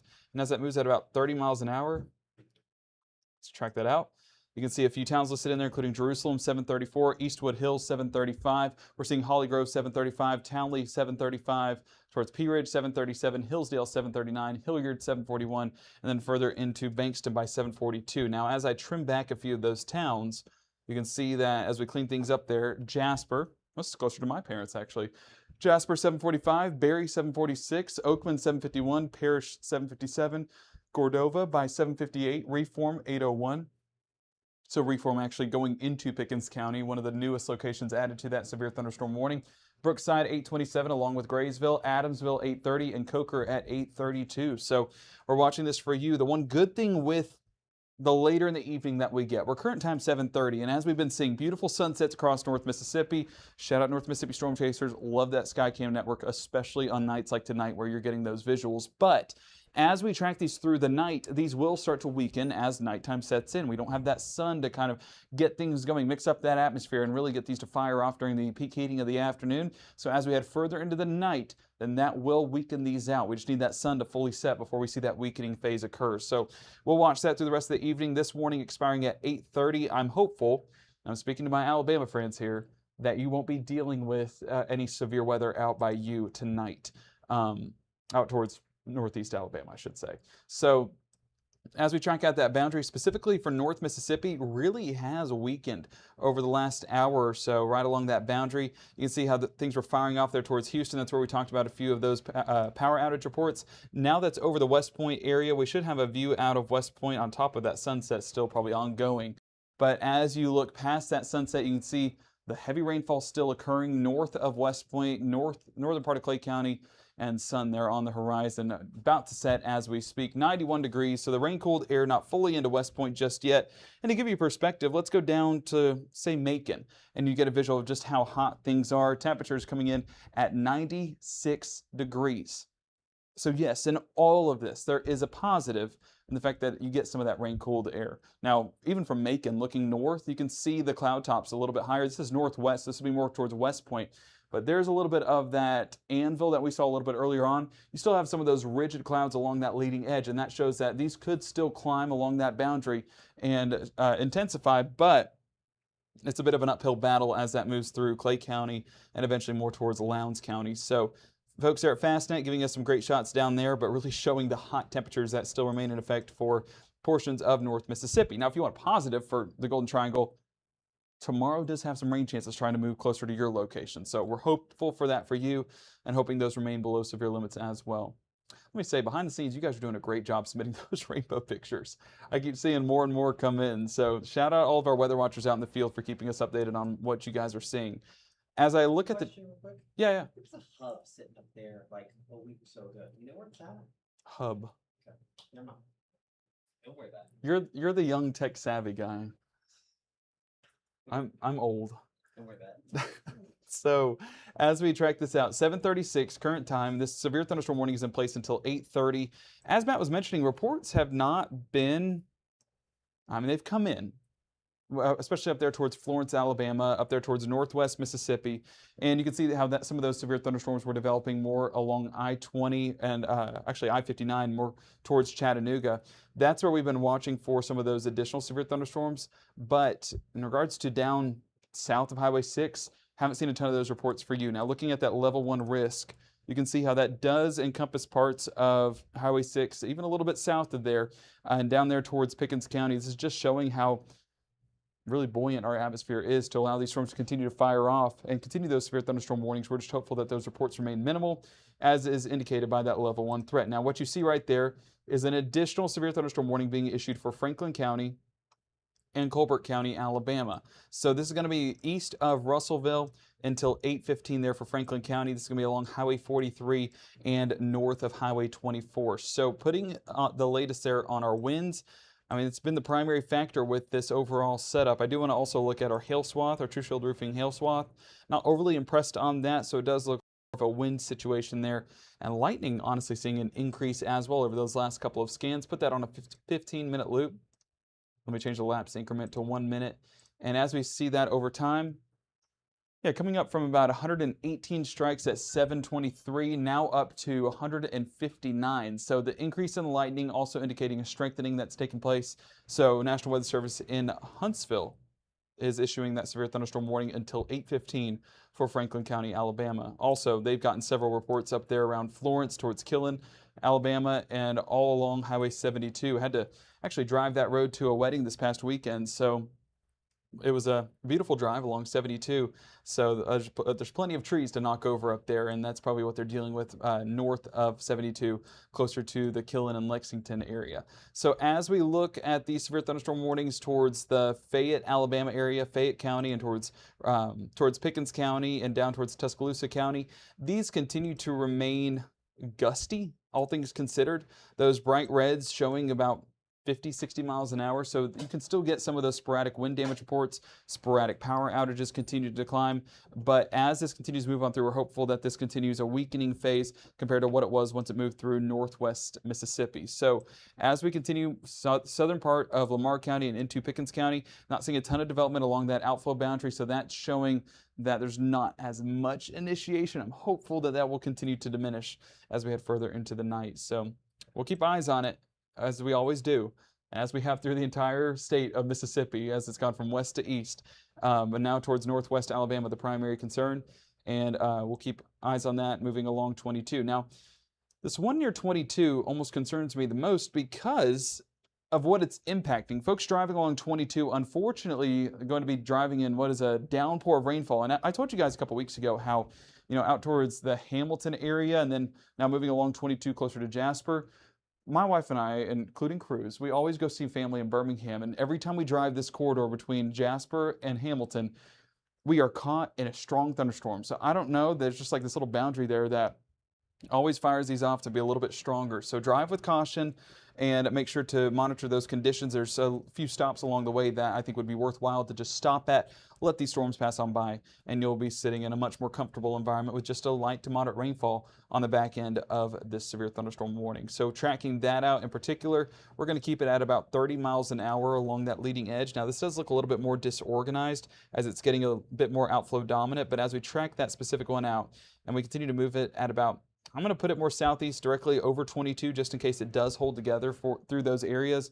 You can see the Seadrum community 743, Holly Grove 746, Townley 747, Macedonia 749, Gamble 751, the Pleasant Grove community 755, Manchester 756, McCollum 757. Talk about Jasper 759 and Hillsdale by 8 o'clock. So if you're driving, I would go ahead and let these pass on by. They are moving at about 30 miles an hour, so don't try and race it, but you should stay out ahead of it if you're on 22 right now, closer to Jasper, because you're going 70 miles an hour, storm going about 30, so you should stay out ahead of this. Towards the south, let's track Fayette County and looking towards Lamar County. This continues to be a gustier part of the storm. I do want to look at how that's trended over the last, 15 minutes or so. to see if those brighter returns have come down. I see that one near High Togi getting a little bit more impressive at 730. Now as we're at 741, you're still getting some of those brighter reds, but it doesn't look as organized as what it was a moment ago. This part up here towards Mount Vernon, that's one to pay attention to as it's moving closer to Fayette County, because you still have that bright return there on our wind mode, indicating some of those stronger wind gusts, and that's going to verify to the ground with anywhere from 40, 50, maybe even up to 60 miles an hour when it comes to those gusts. Now, Pickens County, what we're watching for you, overall, it's the outflow boundary itself being the gustiest part for you. Bethlehem community, seeing that in just a moment. Let me track that out, because while we're not seeing rainfall with this, it's not going to be your typical, hey, here's when to expect storms. It's, hey, here's when to expect some of those gusty conditions. So specifically for Pickens County, as we continue to take this at about 30 miles an hour with that outflow boundary, you can see how a few areas that are included is Palmetto right now, Melrose 752, Delma 753, LaBub by 755, Beards Mill and Zion by 757, Reform 757, Fairview 802, Gordo 810, and Ekla by 811. So that's where we can see some of those impacts for you. But Matt, I know that here in North Mississippi, things are trending better, dare I say, beautiful with the rainbows that you have behind you. Well, I think grateful, the way some folks would describe this. This shot here again, you can see with I got the new. See, this is why you don't allow me to run the stuff here. Let's go, Gabe, change computer, did it. Okay, Lisa sending us some shots here. Miss Lisa out there, room to room, of some of the double rainbows she's capturing, and they have the zinnia field out there. I don't know if you've ever checked it out. Have you ever been out there, Gabe? I have seen their flower garden out there. It's kind of like there's part where, you know, just you can go check it out, like in, you know, if you do it the right way, maybe snip a flower or two. But there's a giant wildflower zinnia sort of field out there. Anyway, she was very thankful to see that the rain actually fell there. Nice shot with the cross and the rainbow kind of overlapping those two things. Appreciate that. Appreciate all the pictures you guys have been sharing with us. I like this shot here and north of Highway 45, north in Columbus. Brittany with a shot looking towards some of those storms up there closer to West Point and Aberdeen. Again, the beautiful color shade that we have that as sun is going down as we speak there. Again, you can share your pictures using the Mississippi Live app. Most of what we have, again, rainbow sort of shots coming in at this point in time here. Every time we hit refresh, we got a few more of those. Great farmstead sort of look as well out of that one. Again, Mississippi Live app, just search for Mississippi Live or Mississippi Live Weather, depending on your platform there. That was from West Boonville, Full Rainbow by Wanda Brown. That one submitted in. So again, Gabe, glad to see that most of the pictures we have are pretty pictures, not necessarily the rough stuff that we had earlier on. Oh, for sure. And glad that those reports have kind of calmed down a little bit, and knock on wood, that does continue through the rest of the evening. But we do still have a few severe thunderstorm warnings being issued for Marion, Franklin, Lamar, and Pickens County, all basically a different storm that's covering it. And you can see that Franklin County, it's our latest severe thunderstorm warning, but not necessarily the one that will expire the latest. You can see expiring at 8:15 for Franklin County. It's going to be that far northeast corner, just northeast of Russellville there. And that's where, you know, we talked about the increase in lightning, but there's also some potential for some small hail within that. But really the main threat is going to be that wind kind of moving on through. You know, Matt, you talked about it. If there was the right environment for these storms, there would definitely be some interesting rotating storms that could be on the table. While there might be rotation detected here and there, it's not tornadic rotation. We're not expecting tornadoes out of today at all. So that's a positive with today's forecast. But wind has been a factor. Although it was straight line, it was still a factor throughout this evening. But as we track this out, one of the things that I wanted to see is the lightning, and that has seen an increase as well. What we're looking at is, you know what, that might be a hole in the radar now that I'm looking at it. Yeah. So not necessarily a rotating storm by any means, but as we track that out, I do want to take it through the Bethsaida community, more towards the Moulton community in just a moment. So as we track out that leading edge, I'm going to try and get it all here, even down there towards Highway 24. And we're going to keep at about 30 miles an hour. They're moving southeast through 24. Concord, we're 747. Newburgh, 749. Wolf Springs, 749. Needmore and Mount Hope by 754. Landersville, 755. Hickory Grove, 802. Moulton, 808. There towards the Pinhook community, 815. Speak by 824. And Oakville by 827. So looking to the south there, Looks like they have expired that Marion County storm because it's just become outflow dominant. And honestly, I expect the bulk of these storms to start to become outflow dominant because what you're seeing here, and I'll put it on an hour loop to give you the best visual. But as we put it on that hour loop, you see how the outflow boundary is kind of riding the leading edge of these storms, and that's what's firing these off as they move through the area. Now look at the distance we're talking about between the outflow boundary and these storms. While additional development along the boundary is not at all impossible, see that towards Hanceville and the Good Hope community, whereas here in Northwest Mississippi and honestly Northwest Alabama and central parts of Alabama, that's where these have become more outflow dominant. So it's not these storms we're worried about anymore, but perhaps any development that happens there towards the south and east. So while the warning is in place until 8:30, reports have not been there. And we also are not seeing an increase in the strength of these storms. In fact, they are starting to weaken a little bit more. So that's a positive. I mean, that wind signature still there along Highway 43 is one to pay attention to. I mean, that'd be right there in the bulk of these storms. So as it's moving along 43, I would say that's the one that we need to monitor. But putting it back in wind mode here, we go right at the heart. Yeah, 30 to 40 miles an hour is what we're getting detected a lot. So it still can be impactful, but definitely not seeing the strength of the winds that we saw a little bit earlier on. So tracking that out, again, moving more towards the east. We're going to keep this at about 30 miles an hour. And I'm not seeing anything overly impressive on this, but enough that we can put a track on that through Fayette County. And this is a little bit outside of our viewing area, but can't hurt to let our neighbors know what they can experience. Fayette, 749 towards Bobo, 752. Hubertville by 756. The Gumbud, that's my new town name. Every severe weather coverage, there's always one town that pops up that I did not know before. So there you go, Gumbud, 802. Bankston, 808. Cleveland, 809. Barry, 818. Penley, 822. Salem, closer to 827. And Carbon Hill by 829.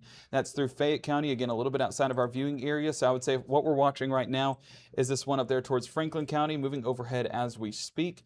But the heaviest sections of this really out north of there, more towards Colbert County, Colbert, Alabama, compared to what we're getting in Franklin County. But right along that leading edge, it's just going to be that far northeast corner that's seeing those potential impacts.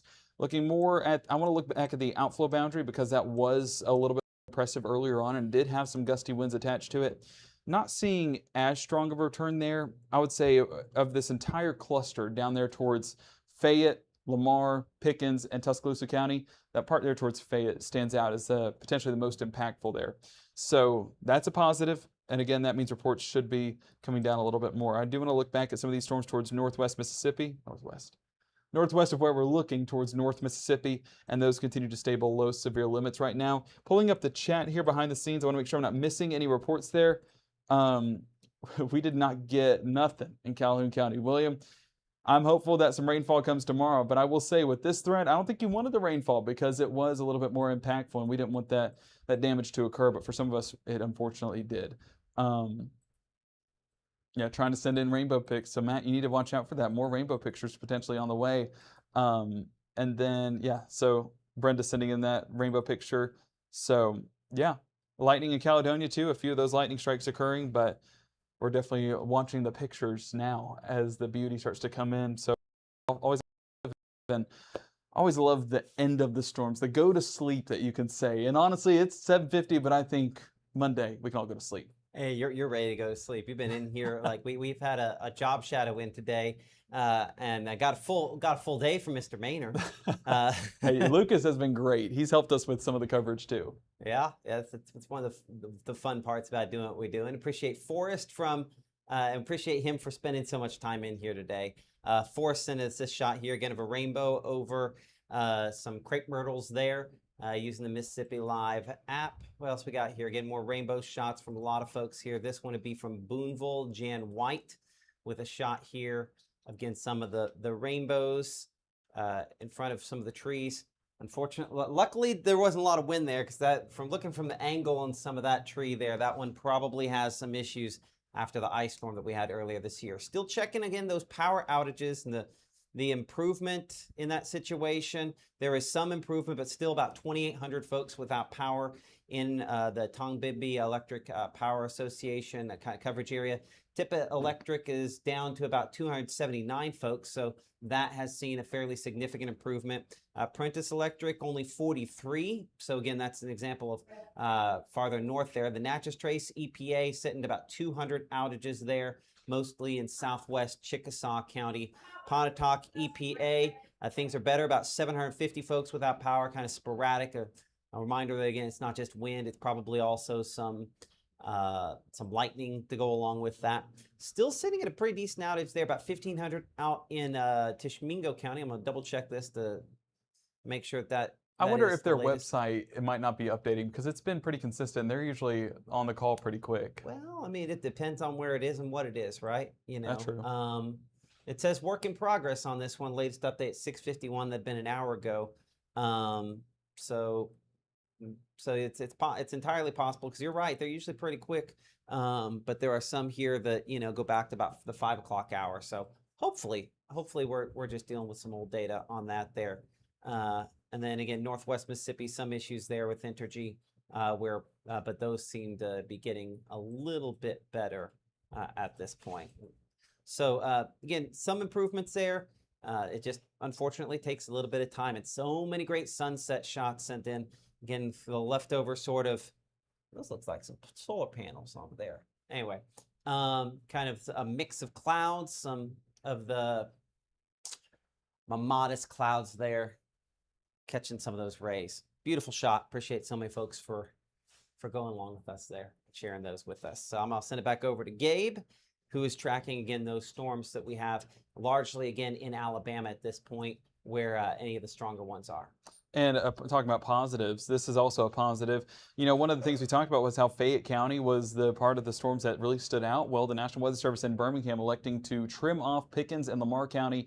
Now it's just into Fayette and Tuscaloosa County. So the one part of our area that is currently under a severe thunderstorm warning, it remains Franklin County, and that does expire at 8:15. So if everything holds, then here in the next 20 minutes, we should be in much better shape across our entire Mississippi Live viewing area. But even then, I'm not seeing anything overly concerning there on this storm, at least on our wind mode a little bit earlier on. Not as impressed there, but I will say that latest scan, we're right there at the northeast tip of Franklin County. So this is more towards Lawrence County. I believe I got that right. Yes, Lawrence County, Alabama, that could potentially see some concerns a little bit later on. And no rotation out of this. And as we look at our True Shield roofing hail swath, while some hail is possible, we're not expecting a report out of that. At least not in the imminent time frame there in Franklin County. So looking much better, and definitely hopeful that that will continue to downtrend as it moves further into Alabama. I am looking out ahead for some of my family and some of my friends out there in Springville, out there in Alabama. Some storms are possible for you. You guys are getting that same outflow boundary we had a little bit earlier on today. So Alabama. Now, I think I think we've reached that point. What is it? Northeastern Franklin. Once we get there, kind of east of Russellville, that's sort of outside of the area where we could conceivably wind this down. Because I think we're done with Pickens, we're done with Lamar. Mm-hmm. Yeah, we're down to just Fayette. And I don't see any imminent danger for that far northeast section of Franklin County either. So okay, well, if you're okay with it, I think we can go ahead and wind up our coverage here. Before we do, we did get some reports in a few minutes ago from some of the different folks, emergency managers. I think, and this would from our Emily Leonard just a little bit ago here. Large tree down along 681 Road 599 in Saltillo. That's up close to the house. 1502 4th Street in Tupelo, 4111 4th Street. So a few there. Large tree down on 371 and 178. Again, some trees down in the Moorville area. Large tree down in Shannon. Road 182 in Saltillo. Road 521 Saltillo. So again, kind of the northwest portion of the county. In Shannon as well. So yeah, quite a few trees reported down. Power lines down. Garden Park area along Birmingham Ridge.